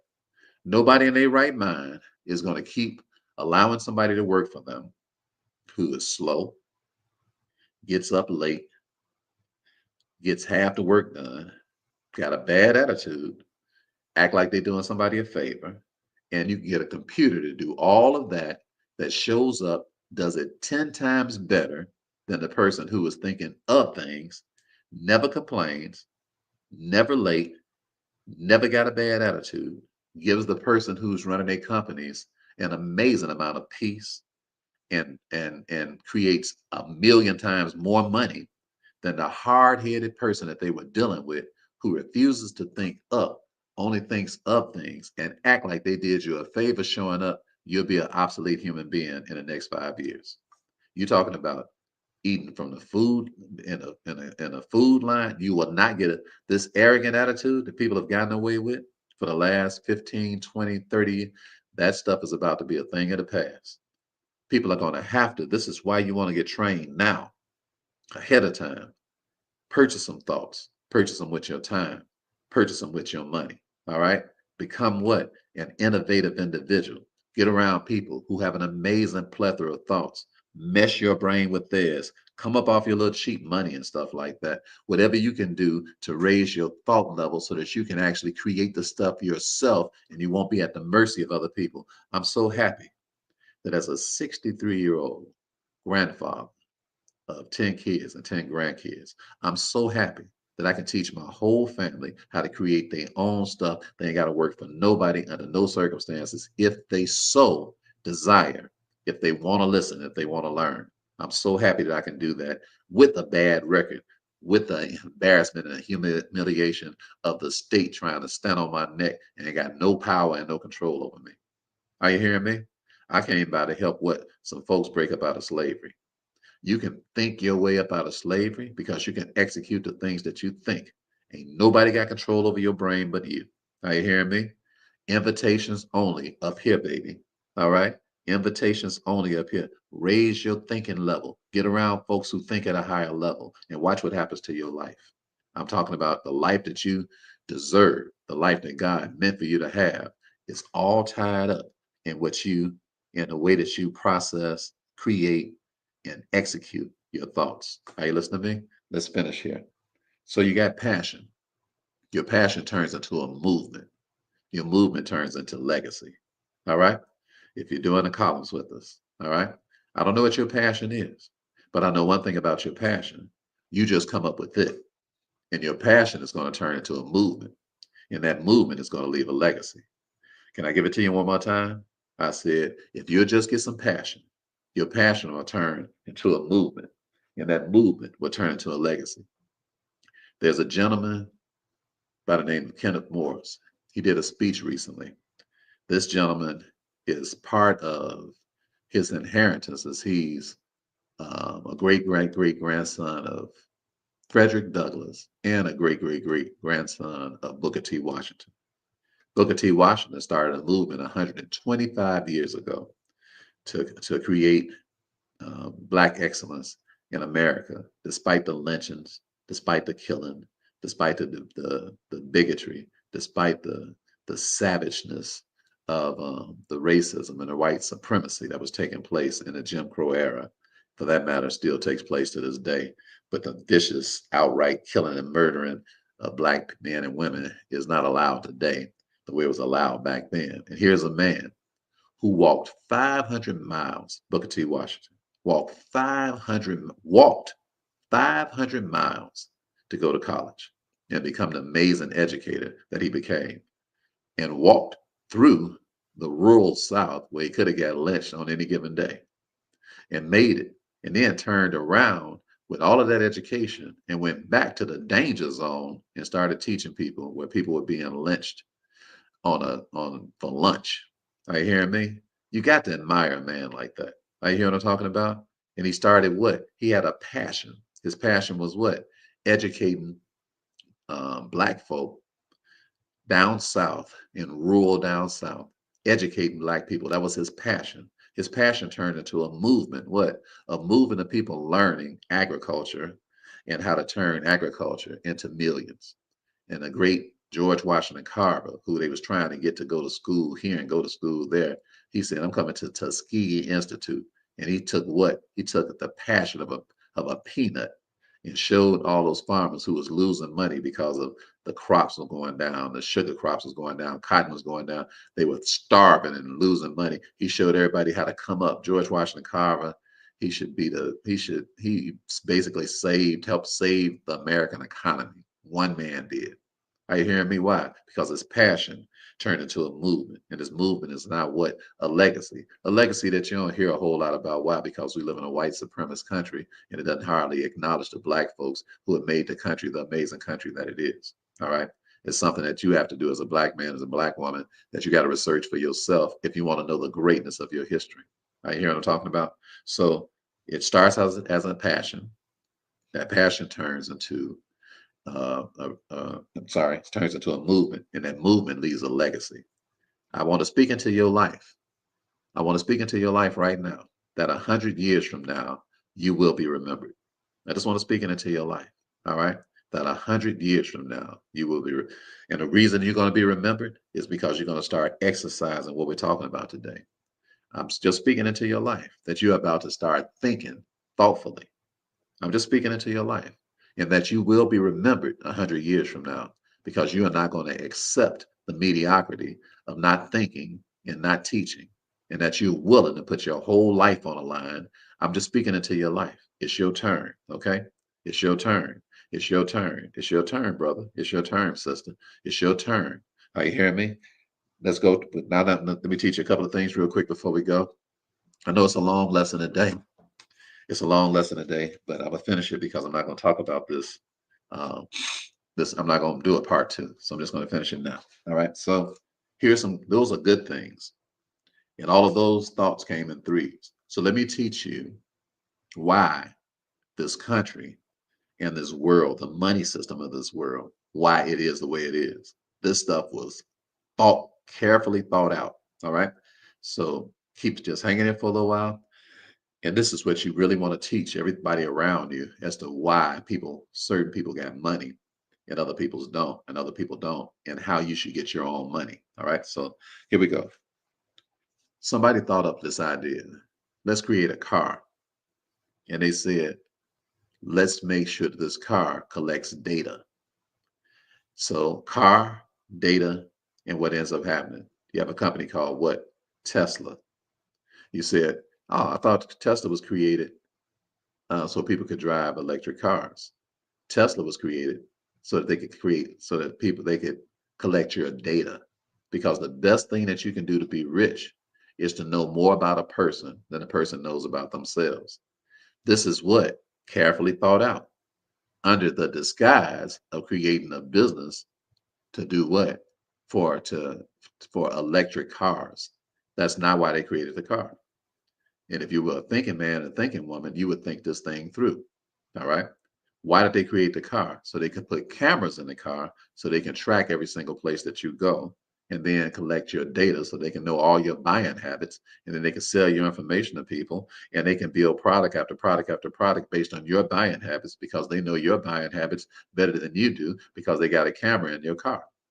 I'm not saying it's a big deal whether somebody know your buying habits or not. I'm just telling you that's why they did it. And it came in threes. They said, let's create the car, then let's create the data, and then let's create the company. All right.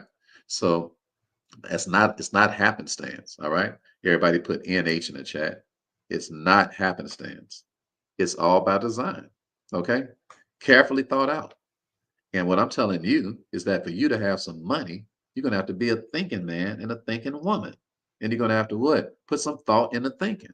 And all you got to do is come up with the first thought. The other two will come. All right. All right. So let's keep it going. All right. So think about the Feds, the Federal Reserve. It was created in 1910. What? They just thought it up. All right. They wasn't thinking of things. They was thinking up things. All right. So they created the Federal Reserve in 1910. So what they said, all right, why did they create it? They said, we're going to create the Federal Reserve. And then the next thought was, all right, let's create some paper money. Why? It wasn't no paper money around. Everybody was buying things with gold because gold has some real value. Paper money ain't got no value at all. So they said, let's create some paper money. They say, why? So that we can create the national debt. You say, what? So they can create the national debt. You say, why is that? They was like, let's create a debt that we ain't gonna never pay back. They say, well, who in the world would go along with that? They say, don't worry, we're gonna figure out a way to be able to get away with this. And the people in America ain't gonna do nothing about it because they ain't gonna even realize it for at least 150 years. And by the time they realize it, we'll have generational money that cannot even be spent. Just think about it. They created a reserve, a Federal Reserve that created paper money with no accountability whatsoever. They're not accountable to nobody. The Federal Reserve is not accountable. It's not a government, and they ain't even federal. It's foreigners. Are you hearing me? The non-federal Federal Reserve are foreigners. They're not federal. It ain't nothing federal about the Federal Reserve. They created that stuff. What? They had a meeting in 1910 at Jekyll Island with a whole bunch of constituents of Rockefeller, of and of John Pierpont Morgan. And they said, we're going to create a reserve, a Federal Reserve. And they say reserve because the word sounds good. It sounds like they are reserving something. It sounds like they are preserving something. It sounds like they are like the backbone of the economy. When in fact, what they really are is a cartel that was created of gangsters who said, let's create some paper money. And you know you're a gangster because ain't nobody got no control over you but you. The government don't have no control over you. No institution has control over you. You have nobody to be accountable for. Nobody. All right. You write up your own rules and regulations and you create some paper money so that you can create debt. And they got it done. So by 1933, 23 years later, after they created the Federal Reserve, 23 years later, they actually the whole United States went bankrupt and declared bankruptcy. Exactly what they created the reserve for. Why? Because they like, listen, now everybody got to come through us. If that ain't gangster, I don't know what is. Y'all put, if that's gangster, put that's gangster in the chat. I'm going to start it off. If that ain't gangster, I don't know what is. That's gangster there. But hey, this thing is well thought out. The lesson today is how to think. And I'm telling you, either you can think or you can let the gangsters think for you. I hear if that ain't gangster, I don't know what it is. Y'all better stop being some little punks. At least admit it, all right? Put it in the chat. That's gangster. Or you put TG if you want to. so, so they said, let's create the national debt that we ain't gonna never pay back. They say because we gangsters. It's what? I'm just gonna borrow money for you that I ain't gonna never pay back.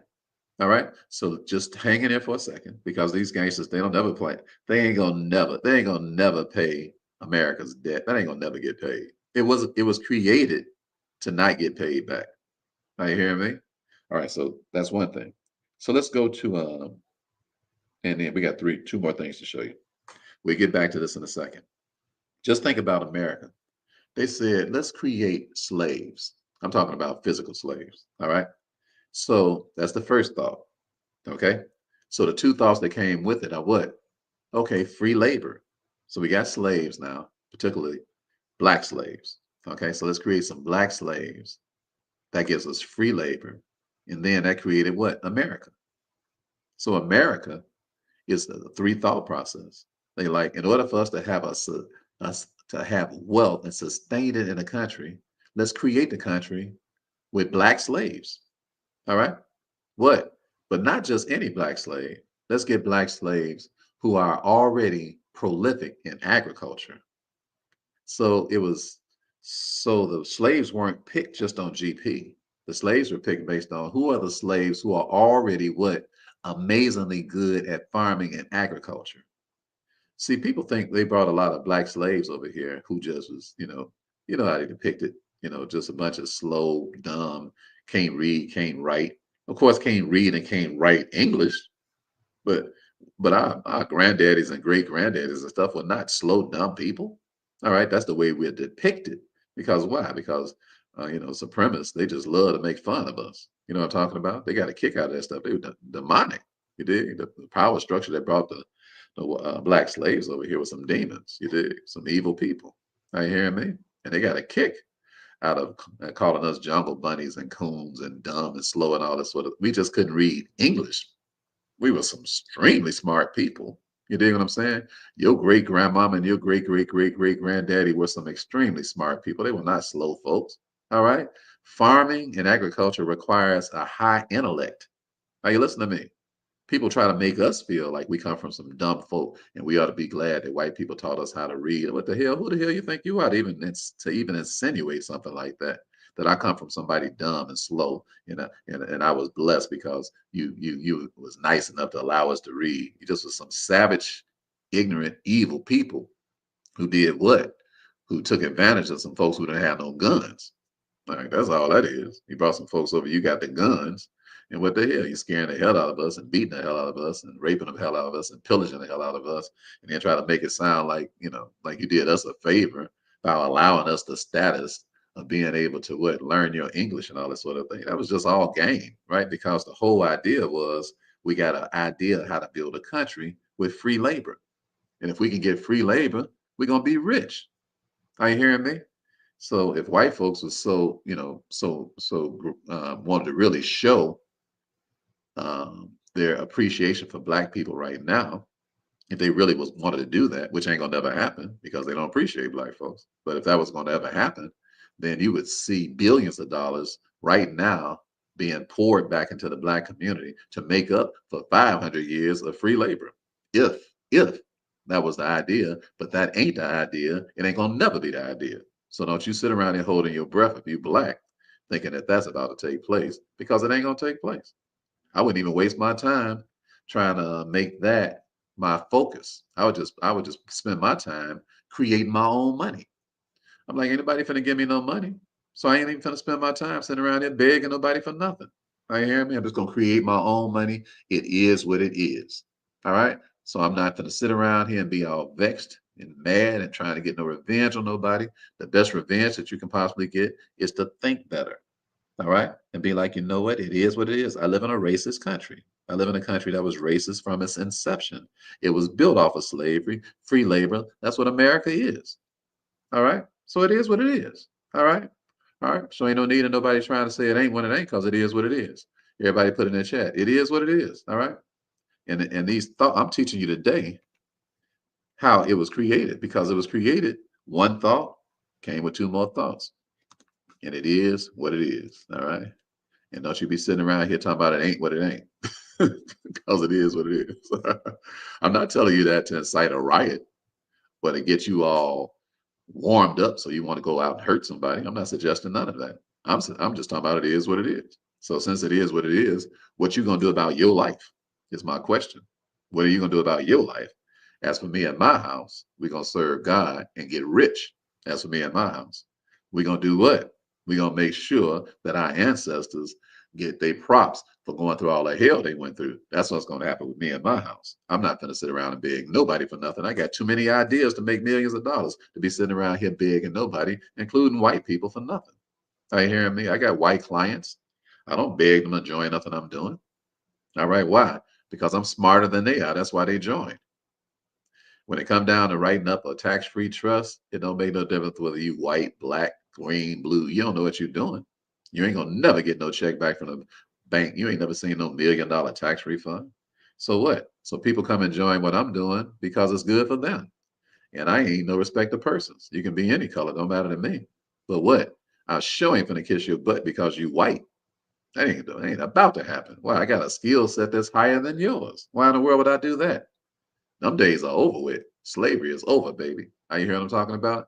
Up in Brother Ricky's house, whether it's over with in your house is your personal choice, how you decide to approach things. Now, if you kissing white butt, it's because if you're a black person, which is disgusting with all the hell we've been through. If you kissing white butt, it's because your skill set ain't high enough. So you got to put up with all the nonsense you put up with out of white folks if that's your situation. All right. And what I'm saying is that if you're a black person listening to me right now, is that hell to the no on that. Learn a higher skill set so that you don't have to sit around and kiss nobody's behind especially the sons and daughters of the people who were the slave owners of our mothers and fathers. All right, let all your white friends know, look, I love you. You're cool with me. You know, as long as you don't talk crazy, as long as you don't come across condescending, as long as you don't think you're better than me, we all right. We can ride together. Okay. But if you start showing some of that stuff, you're gonna get checked like a hotel reservation. You hear what I'm talking about? Why? Because I don't need you. I got a skill set that's so high that you'd be better off if you hang out with me. I'm not gonna be better off if I hang out with you. You'd be better off if you hang out. I got the skills, baby. That's the way you should be with everybody you know. Develop your thinking high enough so that your skill set will be high enough so you ain't got to placate nobody. Right, hearing me? And you ain't got to scratch where you don't itch, and you ain't got to laugh where you ain't tickled, and you ain't got to act like you like people you don't like, and you ain't got to go along with nothing you don't want to go along with because your skill set does all the speaking. Are you hearing me? And that's why you got to think things through. Be a thinking man. That's why I'm teaching y'all for almost 2 hours a day, because this is a tape that you need to go back and go over, and you need to teach your people so that y'all get some dignity and start dealing with life the way it really is and stop being some stepping fidgets. You hear what I'm talking about? All right, so let's go. So here's the last two. Take the bank. When the bank was created, it was created thoughtfully. The Federal Reserve System is the banking system that we're under. And this was some thoughtful thinking. They said, let's create the bank and people will bring us deposits. All right, these are the two thoughts that came along with it. Okay, because thoughts come in threes. So the banking system said, let's create a bank. And then the bank said, let's get some deposits. Well, who's going to bring deposits? The citizens of the United States, Corporation of America, are going to bring these deposits. All right, why would they bring some deposits to us? We'll just give them some frivolous reasons to do it. They can write checks, they can transfer some money, they can come in and sit down with us and feel real good about coming into a padded place, you know, with nice walls and a little fake safe in the back and all that sort of thing. They're G for it. Don't worry, they're G for it. They'll bring us their deposits. And then what? That's going to create credits for us as a bank.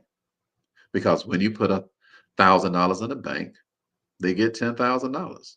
When you put $10,000 in a bank, they get $100,000 in credits from who? From the Federal Reserve. So the bank is what? They are extremely happy to get your deposits. Why? Because it ain't your little deposit that they after. That's what you thinking. Why? Because you haven't been trained. Your thoughts are too low. You have to be trained at a higher level so you can actually understand the banking system and why they even interested in your deposit in the first place. Your deposit ain't nothing but some gravy, baby. They want the credit that they get from the Federal Reserve when you make a deposit. And if you were thinking, then you would understand that why they are after your deposit. You say, well, Brother Ricky, I was wondering why they why are they sending me things in the mail to offer me $500 to even open up a savings account? Why? Why would they do that? Ain't nobody finna offer you no $500 to open up something unless they had 5,000 reasons to do it. Did you hear what I said? 500 equals 5,000. Everybody put it in the chat. 500 equals 5,000. Because you say, Brother Ricky, you got to just use some common sense. You got to think. Ain't nobody in a hurry to give you $500. Who in their right mind would run a business giving money away? Just think about it. The whole lesson today is put some thought into thinking. Are you listening to me? Why would they send you something and why would they send you an invitation to open up an account and give you $500? Why would they do that? Some of y'all got 10 bank accounts right now because they solicited you and you was like, yeah, give me that 500. Give me that 500. Give me that 500. Give me that five. You got to know that ain't nothing free in life. Okay. But you're not thinking. If you was thinking, then you would be suspicious of why are they in such a hurry to give me $500. Why would they do that? All right. That's why when I'm talking to people, I'm so transparent. Last night in my trust class, and if you were fortunate enough to be there, we only 1% of the whole population. If you was fortunate enough to be in my trust training last night, but of course you got to come through and you got to pay the piper. And you got to do you got to take care of you. You got to come through a challenge, first, because I don't know you, and I ain't in no hurry to get to know you. All right. If you want to come through a challenge, if you want to know me, you got to come through a challenge. And which starts next week, by the way, on September the 1st. If you're interested in coming, just put challenge in the chat and we'll send a link to you. All right. So, so September the 1st, we start in the last quarter of this year. And I'm going to get down, teach y'all. I'm teaching you stuff you ain't never heard in your life. All right. It ain't no refried beans type stuff. Why? Because we have a high level of learning because we paid for it. The people that work with me that create tax-free trust, you ain't never seen one. You ain't got no tax-free trust. You ain't never even seen a tax-free EIN. You don't even know how to apply for one. All right? You're just wasting a whole lot of your time. Why? Because you ain't been through the challenge, so you don't know what's going on. So just put challenge in the chat. There are 3 prices on there. One is $97, one is $297, one is $597. Just pick the one that makes sense for you. All right? If you see one price and you don't want to pay it, just skip it and go to the next price. Everybody got $97. It don't make no sense for me to be teaching all week next week. And the way we teach, and for you to be sitting at the crib doing whatever you're doing, getting some low learning when you could be when you could be attaining some high thoughts and that you ain't even hardly paid no money for. All right, because you're not gonna buy no trust with me unless you plugged, and you can't get plugged unless you come through the challenge because I'm not dealing with no ignorant people.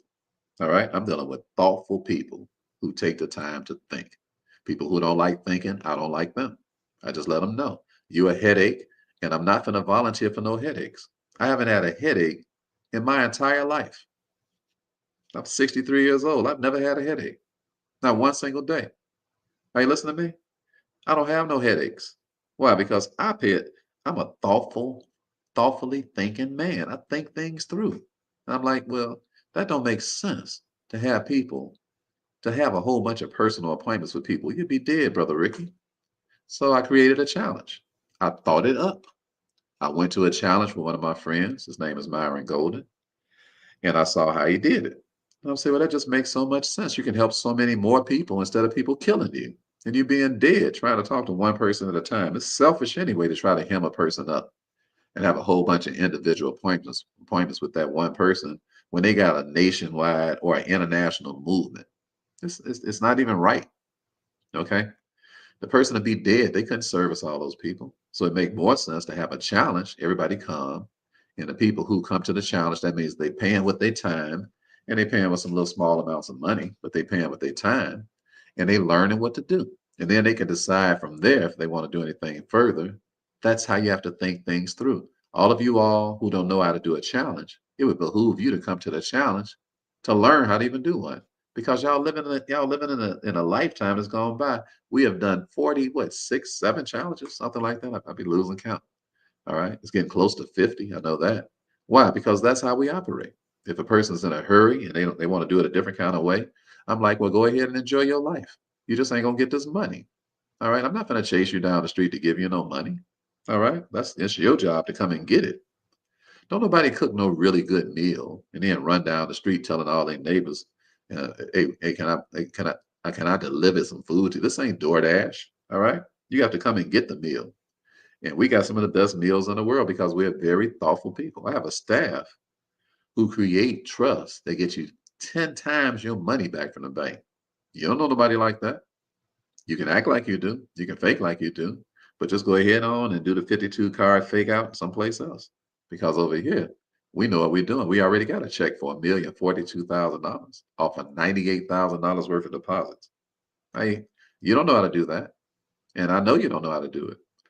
I don't even need to work. We just keep 1099 in the bank for the rest of our life and the rest of our kids' life and the rest of their life. I don't need to be on no public station telling y'all what we're doing. Are you hearing me? I don't need nobody's money, and I don't care whether nobody signed up for nothing. I'm here for you if that's what you want to do for as long as God tell me to do it. And you're gonna pay us, yes, you're gonna pay us if you join anything that we're doing, and be glad to pay. All right. When you write a check, say thank you. When I write checks to people, I tell them thank you because they think higher than I do. And I'm like, please take this little money for higher thinking. That's the way I behave. That's how I operate. So if anybody comes around us, you operate the same way. All right. So the Federal Reserve, they created a bank, the Federal Reserve Bank. And then they created the whole system based on their system. All right. You said, what's the challenge? Go to myfinancialiqchallenge.com and read it for yourself. Okay. Read it for yourself. You all listen to me. Do your own work. Okay. We are self-governed people. Self-governed people. That means that what? You get the privilege of thinking for yourself. I don't want to be around people who don't think. Think for yourself. When you meet Brother Ricky and you find out he got a website and you're interested in living like us, go over there and read. I got 4 books on there. Go find out who I am and what I'm talking about. Okay. And take your time and learn what you need to learn. If you're on TikTok, you can't put challenge because it doesn't come back. If you're on TikTok, go to rickthewealthcoach.com. Everything is on there. All right. And sign up for what you want. All right. Okay. So I'm not answering questions right now, you all. So if you got some questions, come to the International Monetary Fund tomorrow and ask your question. I'll take about 5 questions there. All right, and it's a free class. So put IMF in the chat, IMF, or go to rickthewealthcoach.com and sign up if you want to come. It's tomorrow. I think it's 11 in the morning. I think it is tomorrow. So it's free. It's tomorrow as we speak. Okay. But if you're on TikTok, if you're on YouTube, you can put challenge in the chat. If you're on Instagram, you can put challenge in the chat, or you can put IMF, either one, depending on what you want to come to. All right. Glad to have you if you signed up already. Okay. I got one more thing and I got to go. All right. So here's my last point. This is a 2-hour class. This is a really good class today. I would really dissect this and break this down. I would just take my time with this class today, the way I'm taking my time teaching you. I really would. And I would take my time and teach my legacy. I would say, listen, I'm going to give you a class. I'm going to give you a free video that I learned today with this man who was live. And listen, we finna sit down here and we finna do some thinking. You might take 25 minutes of it and break it down and make it a whole week thing to do. But I would, when I had dinner, I would sit around with dinner with Brother Ricky and them kids. And I'd be like, listen, we are not doing stuff right. You are not going to sit in that room and play on that computer tonight. We finna sit down here at the table and we finna sit down and we finna let Uncle Ricky teach us. All right. This brother they get $1 million tax returns. Their stuff is all set up so that nobody can come in their house and steal their stuff. Now, you might be laughing because Brother Ricky got a raccoon in his crib right now. They're gangstering him out of his own crib. That's why he's teaching us down the street from his crib in a room. That's all right. I might be a punk when it come down to that raccoon, but I'm not a punk when it come down to the Federal Reserve. I'm not a punk when it come down when it come down to the banking system. I am not a punk. I walk into these. Nobody that works with us are punks. Everybody go in and demand what we got coming with the paperwork. We don't even walk in talking like we tough. We ain't got to do that. Why? Because we walk in, everything is already done. Why? Because we do it. We know what we're doing. All right. We've been doing it. We got about 50 years worth of experience writing up a tax-free common law trust, and y'all don't know what you're doing. If you knew what you was doing, you'd be getting the checks back like we do. So you don't know what you're doing. All right. But that's why you got to think. You got to think and get around people who think. All right. We have a class every 2 weeks. Last night in class, I showed people my own 1099s that I filed. I showed them my own stuff with the millions of dollars that I filed in the 1099s. That's how transparent I am. I showed them my tax return, I showed them my stuff. I showed them why I get money back from the bank. Exactly what we do. But you got to be a part of our group to do that. You got to come through the challenge to do that. You got to learn what's going on. All right. You got to pay the prices and stuff. Ain't no exception to the rules. We ain't in no hurry. All right. So let's go. Let's finish this last thing. All right. So last one. This is the creation of the Federal Reserve. They said, let's create a birth certificate. All right. Now, why did they create a birth certificate? You say so we can record everybody's birth, right? No.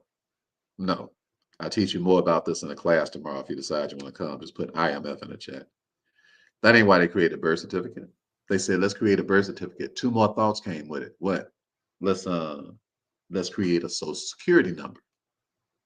But let's put the request for it on the birth certificate. They say, why? They say, because we can't just create a social security number. Ain't nobody gonna go for that. They gonna know we up to some sneaky stuff.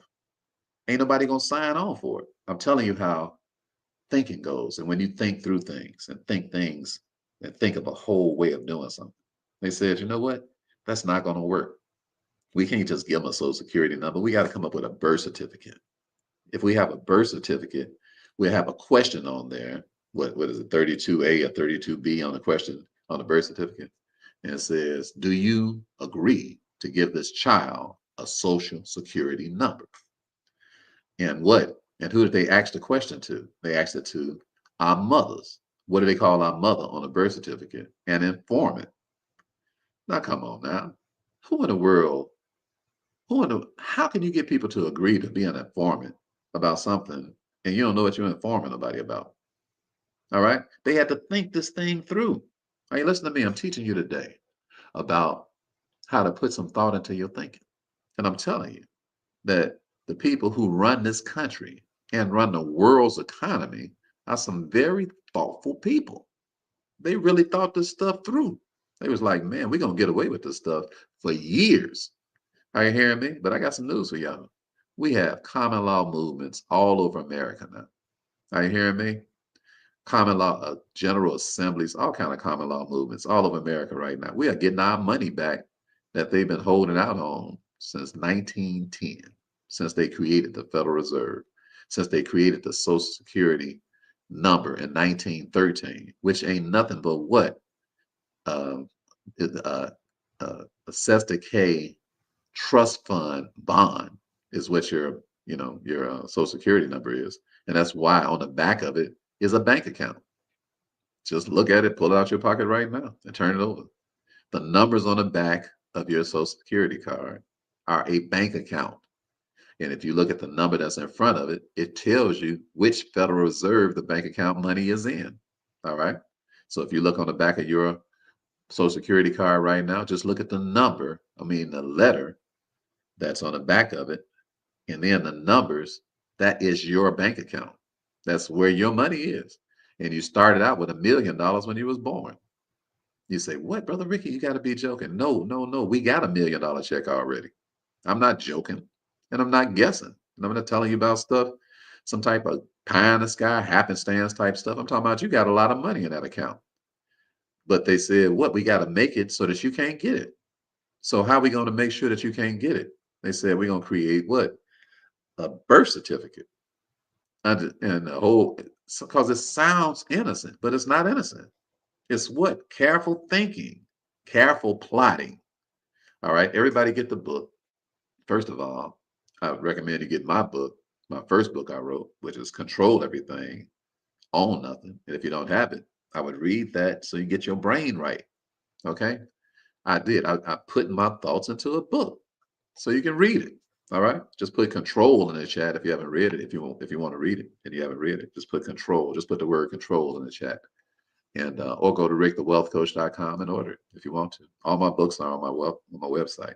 For those of you all who are on TikTok, sorry, this stuff don't work. Once this live is over with, y'all stuff is erased. So you putting control in ain't gonna work for you. You got to go to rickthewealthcoach.com and order what you want to order. And all of you all should go to rickthewealthcoach.com and get familiar with the website. I'm taking my time to teach y'all because all these crooks who act like they me, they're not me. All right. And they can't fake rickthewealthcoach.com.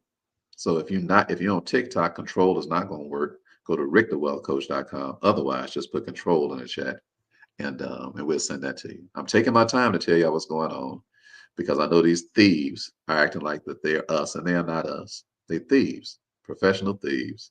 And they know that you all are not thinking. They know. They say they ain't thinking. These people are not. We can just fake like we Rick, and we get people to send us money. I get all kind of emails. Hey, is this you? I'm like, no, that's not me. If somebody solicited you for some money and you've been listening to anything I'm talking about, you know it's not me. I would never tell you to put some money into some type of an account, and I'm gonna put some money in with it. Never. Yeah, ain't no way in the world you've been listening to Brother Ricky. No way. You know that's a perpetrated fraud. Are you hearing me? I'll be talking people out of giving me money. I ain't trying to talk nobody into giving me no money. I'm like, you go educate yourself. Read the materials that we created for you. Educate yourself. Come to the free classes. Educate yourself some more. Come to the challenge. educate yourself some more. And if you got enough money to join what it is that we're doing, you're gonna get educated for a whole year with us in person. I hear me on Zooms and what have you, and then sometimes in person to the stuff that that's how we operate. We ain't in a hurry to do nothing. Are you hearing me? We ain't no pimps and hustlers over here. Are you hear what I'm talking about? We live a high standard of living. We some grateful, saved people. Are you hearing me? Gratefully saved, believe in Jesus Christ. That's what I believe. I ain't in no cults. I don't believe in none of that stuff. And when people they don't like Jesus Christ, I'm like, well, that's your personal business. All right. I'm telling you how I get down. You do whatever makes sense to you. All right. I ain't trying to change your religion or none of that stuff. You do what you want to do. Do whatever make the most. That's what makes sense to me. It's what helped me from being a street hustler and trying to be nickel slick all the time and all to living a great life. So I give Jesus Christ all the props, all the credit, all the love, all the glory. I don't care what nobody think. I ain't trying to impress nobody. You do whatever make the most sense to you. Okay. But have some common sense and do not be thinking that it's me sending you stuff talking about this, about opening up no accounts, because it's not me. And rickthewealthcoach.com got all of our classes. If you're too lazy to go to rickthewealthcoach.com, then whoever sucker you deserve to be suckered. All right. Because you got to be extremely uneducated, unwilling to learn, to not learn from us because we got way too much to teach you. And we way too willing to teach you. And we are not thirsty, frantic people. We are teachers. That's why I'm a coach. All right. A patient coach with people. And if you want to learn how to make this money, I'm glad to teach you. That's why I get out to bed. All right. So the birth certificate, it was created. And then two more thoughts came along. Well, let's attach the social security number on the birth certificate. And then tell the mother, do you agree to give it to your child? She don't know what she's signing. She thinks she's signing a birth certificate. Nobody comes into the room and talk to the mother who just got through going through all of that excruciating pain, most of the time at least, to have a child. Hats off to mamas, because if my pinky toe hurt, I'm crying like a little sissy. So I don't know. I don't know how y'all built. That's just beyond comprehension to me. All right. And I watched three of my children be born, and I was tired. I know you ladies got a lot of nerve. Yes, so you got a lot of nerve talking about you. Yes, I was. I was tired. I felt like I was having a doggone child. I was about to faint. It was what? It was mind-boggling. All right. Hard to hard to even explain. I was a sissy for 2 weeks. You hear me? I didn't even want to see nothing even closely look like a vagina for 2 weeks. I was like, what the hell? What did I just experience? That was crazy. A human being coming out of another human being. Explain that. You're talking about an awesome God. Good golly, Miss Molly. And how a woman can volunteer and do it again. Y'all sisters, y'all cut from a different cloth. You hear me? Hats off. Hats off. Everybody put HO in the chat. No, I ain't calling y'all no hoe. I'm saying hats off. All right. HO, everybody put HO in that chat. Hats off what? To a sister. Good golly, Miss Molly. Where did you get the strength to let a human being come through you and live to do it again? Yeah, hats off. Everybody put hats off in the chat. No, we ain't calling our sister hoes. No, we not. No, we not. We saying hats off. Woo! Well, y'all got that kind of strength and power from good golly, Miss Molly. You talking about somebody that admires that after watching three children be born. So anyway, so you sitting over here. Oh, y'all know y'all signed that birth certificate. Y'all know y'all signed it. And you sitting over here after going through all of that. And then the person walks in all innocent, like it's no big deal, and asks you, do you agree to sign your kid away to the state after you went through all that hell? 9 months. You hear me? 9 months. Some of y'all, they had to what? They had to induce you. Some of y'all, what? They had to break your water. You know what I'm talking about? I mean, I just don't know how y'all even take all that pain. But anyway, you in here, and they know you are what? Amazingly vulnerable. Everybody put AV in the chat. They hand you this paper while you are what? Amazingly vulnerable. Everybody put AV in the chat. All right. AV. All right. AV. Everybody put AV in the chat. Y'all know, a sister's vulnerable. You just had a child. All right. You hear what I'm saying? And so they ain't worried about your IV. They worried about your AV. You say, Brother Ricky, they had some IV in my arm. I ain't talking about the IV they put in your arm. I'm talking about the AV they took advantage of. Because you're amazingly, amazingly vulnerable. Amazingly vulnerable. You can't be no more vulnerable than you just had a kid. You ain't asking no questions. You ain't questioned nothing. They just came in with this paper and they said, hey, sign this. Okay, what is it? It's your birth certificate. No, it ain't. No, it ain't. No, it's not. That's not the point of it. All right. It's a bond. You talking about what is it, Ricky? It's a bond. What? It's a bond. What? It's a bank account. Your birth certificate is a big, major, gigantic quadrillion-dollar bank account that is attached to. Are you hearing me? And you said sitting here signing it. You know what you signed? It asks you point blank. Do you agree to give this child, your child, a social security number? Why is that on the birth certificate? Why is that? Why is that important? Because they knew that they could not get you to agree to getting a social security number. They couldn't get you to agree to that just on GP. Ain't nobody had no social security number for 1913. How they going to introduce that to America? All right. How they going to get to Americans to do that? What the Americans can't, the whole fight in 1776 is all that taxation without representation. Wasn't nobody about to come over here and start getting taxed. That's the whole thing. That's the whole reason they was fighting. That's the whole reason they was fighting the British in the first place. They was like, y'all some pimps. Y'all ain't finna get a wage in for that no more. That's why the Europeans came here. They was like, hell no. They was like, what? They threw. That's why they had the Boston Tea Party. That's what the whole fight was about. It was like, man, y'all trying to tax us and what? And we ain't got no representation. And y'all trying to tax us from a whole nother country. And we not finna G for that. So they was like, no, we're not gonna let you tax us from a whole nother country. Hell no. We'll fight first. Get it the best way you can. All right? Get it the best way you can, player. Take this musket with you. All right? All right? Did you hear what I'm talking about? Eat a musket, partner. All right? They loaded them up. They what? They loaded them up. Do you know the first person to even write a common law trust like we live out of is Patrick Henry, way back in 1775?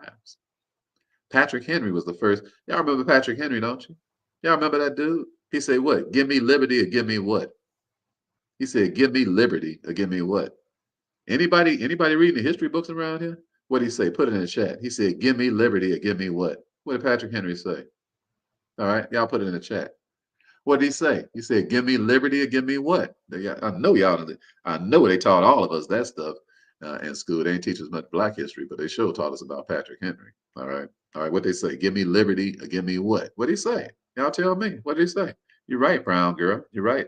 Brill, Sandra, you're right. Helena, you're right. Joyce, you're right. Crystal, that's correct. All right. Sane, that's right. Okay. Uh, Big Jody, that's right. All right. Okay. What did he say? Tama, that's correct. All right. What did he say? Sonia, you're right. All right. All right. What did he say? He said, give me liberty or give me death. He said, before I pay these taxes, he said, the only way you're going to get it, you got to kill me. So then what? So America got sense. Hey, listen to me. The banking system got sense. The Federal Reserve got sense. They say what? This is a country full of people who said, give me liberty or give me death. How in the world are we going to tax them? We ain't going to be able to just tax them. They ain't going to G for that. All right. Why? When did the IRS start? In 1913. What? When did the Social Security number come out? In 1913. So what was the Social Security number come out for? To tax you. It wasn't nobody paying no income taxes. You say, when did income taxes start? With Abraham Lincoln. Why? Because he was taxing the people so he could save the Union. And once the Civil War was over with, the taxes was what? It was over with. All right. Well, it was a temporary thing for a temporary situation. It wasn't what? The way the country was built. Did you know what I'm talking about? The whole country, the whole reason the Europeans came here is because they was like, hell no, to Great Britain, you're not going to tax us. All right, get it the best way you can. So what? They had to do it, what? Subtly. Everybody put subtle in the chat. Because the devil is subtle. The devil don't just come out and tell you, I came here to pimp slap you. Are you hearing me? You got that baby powder in the back seat. He do that stuff slick. Are you hearing what I'm talking about? Your birth certificate ain't nothing but the subtlety of the United States Corporation of America posing as a country. All right. And they do what? And all of this is in Fruit from a Poisonous Tree. You can read it for yourself. You can even hear Woodrow Wilson. Woodrow Wilson, you can even hear him in his own words in the book, Fruit from a Poisonous Tree by Melvin Stamper. Read it. I told you, you all, I'm 2 hours teaching you today. Why? I don't know if, Lord, only Lord knows who's going to be around tomorrow. So I'm teaching you today. All right. So what you're not getting, and that what I want to help you get, is you are not putting thought into thinking because you are not getting a higher level of thinking because you're not reading. That's one reason. I don't even want to be around people who don't read. Why? I don't trust you. I got to read for you. I'm not reading for you. You got to read for yourself. All right. Why? Because you're not fun to be around. Are you hearing me? You're not fun to be around because you're not a thinking man and a thinking woman. I don't like being around men and women who don't think. I'm like, this is our life. We're not going to get no second life. This is our legacy. We're not going to get another chance to have a legacy. This is our posterity. Our posterity is based on how educated we are. Our folks went through hell. Are you listening to me? To be able to read. And then we got books and won't read them. Sitting around here scrolling on the phone 3, 4, 5, 6, 7 hours a day, just voluntarily dumb. It's disgusting. It is not good. Are you hearing me? It is not good. Fruit from a Poisonous Tree by Melvin Stamper. Read chapter 2, and you'll read how the whole Social Security number got started. Woodrow Wilson just said with his own mouth, he said, we about to pop everybody off. We about to bring all the baby powder out. We about to do the coldest pimp slap ever known to man. We finna get people to volunteer to pay taxes that are not even legal. And the way we're going to get it is we're going to get it with a social security number. We're going to attach to them a tracking device that tracks them everywhere they go so that when they come into the banking system, as soon as they put $1 in the bank, we'll get the Federal Reserve to get $10. When they put $10 in, the Federal Reserve the banking system, they'll be doing this fractional reserve banking. They'll get control over the money. The people won't even know what's going on. They're just innocent as all get up. And the best way we're going to get them to do this is we're going to have to use the mother to do it. Did you hear me? We're going to have to use the mother as the informant to the Federal Reserve and to the United States Corporation of America that we just had another slave born. Now you listen to me? Because what? The birth certificate created the Social Security number, which created economic slavery. And that's every last one of you all who live here in America, black, white, or indifferent.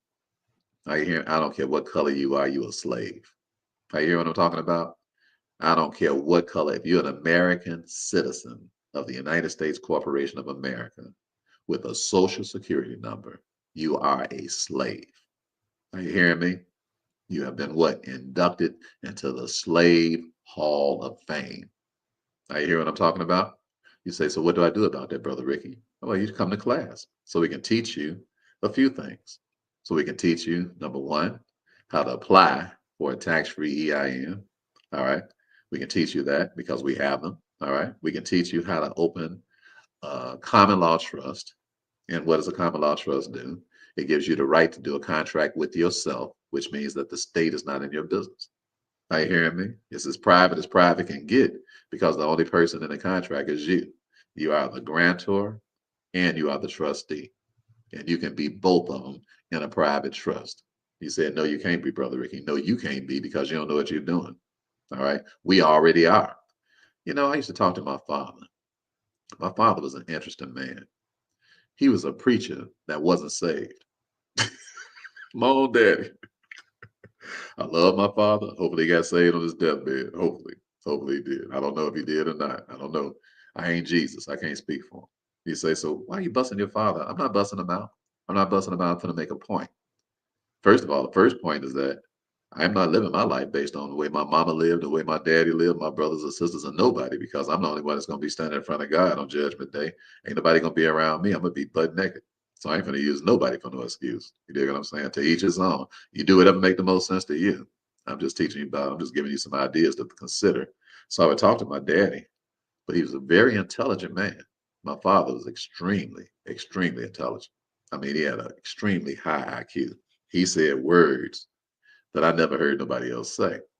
And, he say words like that child is growing with a rapidity, Ricky. I say, growing with a rapidity. I'm like, what is rapidity? He say, real fast. I say, why did you just say that? He has such an extensive vocabulary to even say words that you never heard. But he would argue with me about like living a righteous life. So he'd say, Brother Ricky, everybody is a habitual sinner. We ain't got no choice about that. I said, well, how can you speak for everybody when you one person? I say, Daddy, you just don't want to do right. He was like, well, no, son, it's not that I don't want to do right. It's just that everybody is a habitual sinner. I said, don't let them big words take you to hell, partner. All right. I said, ain't nobody no habitual nothing. I said, how you gonna tell me? I'm from these streets. And Jesus Christ saved me and changed my crazy thoughts. I sin sometime, yeah, I ain't perfect, but I ain't no habitual nothing. All right. I say I repent when I'm wrong. I tell God, hey, that was foul. I know that wasn't right. And I tell people, hey, I'm sorry. I know that wasn't right. Okay, I keep my slate clean. I don't walk around habitually doing nothing scandalous, sneaky, or manipulative. I don't know what you're talking about. I say, so that's your lifestyle, Daddy. Speak for yourself.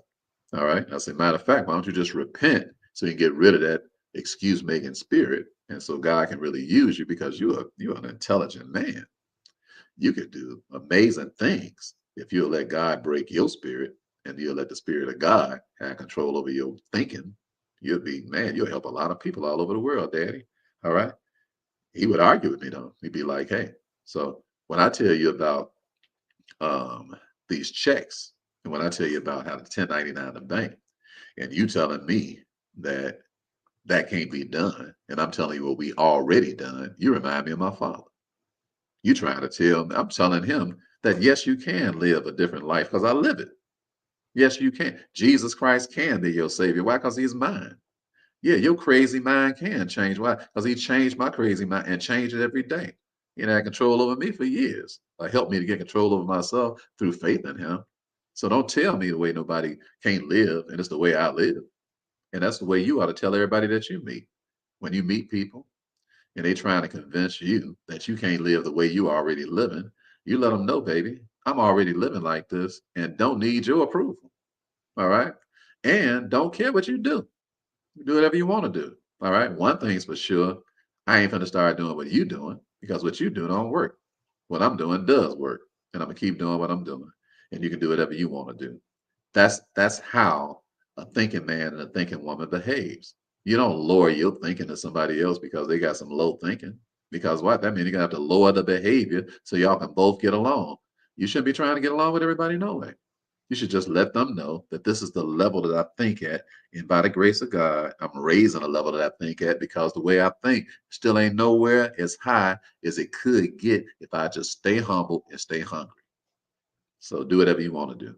Over here, though, we're going to improve every day. Ain't nobody arrived, and we ain't gonna be sitting around here acting like we arrived. We're going to read, study, read. We're going to learn the things we need to learn. And we're going to put ourselves in rooms with people who think higher, got more sense than we got, smarter than we are, doing things that we are not doing. And we're going to improve our life because I'm not sitting here just thinking about me.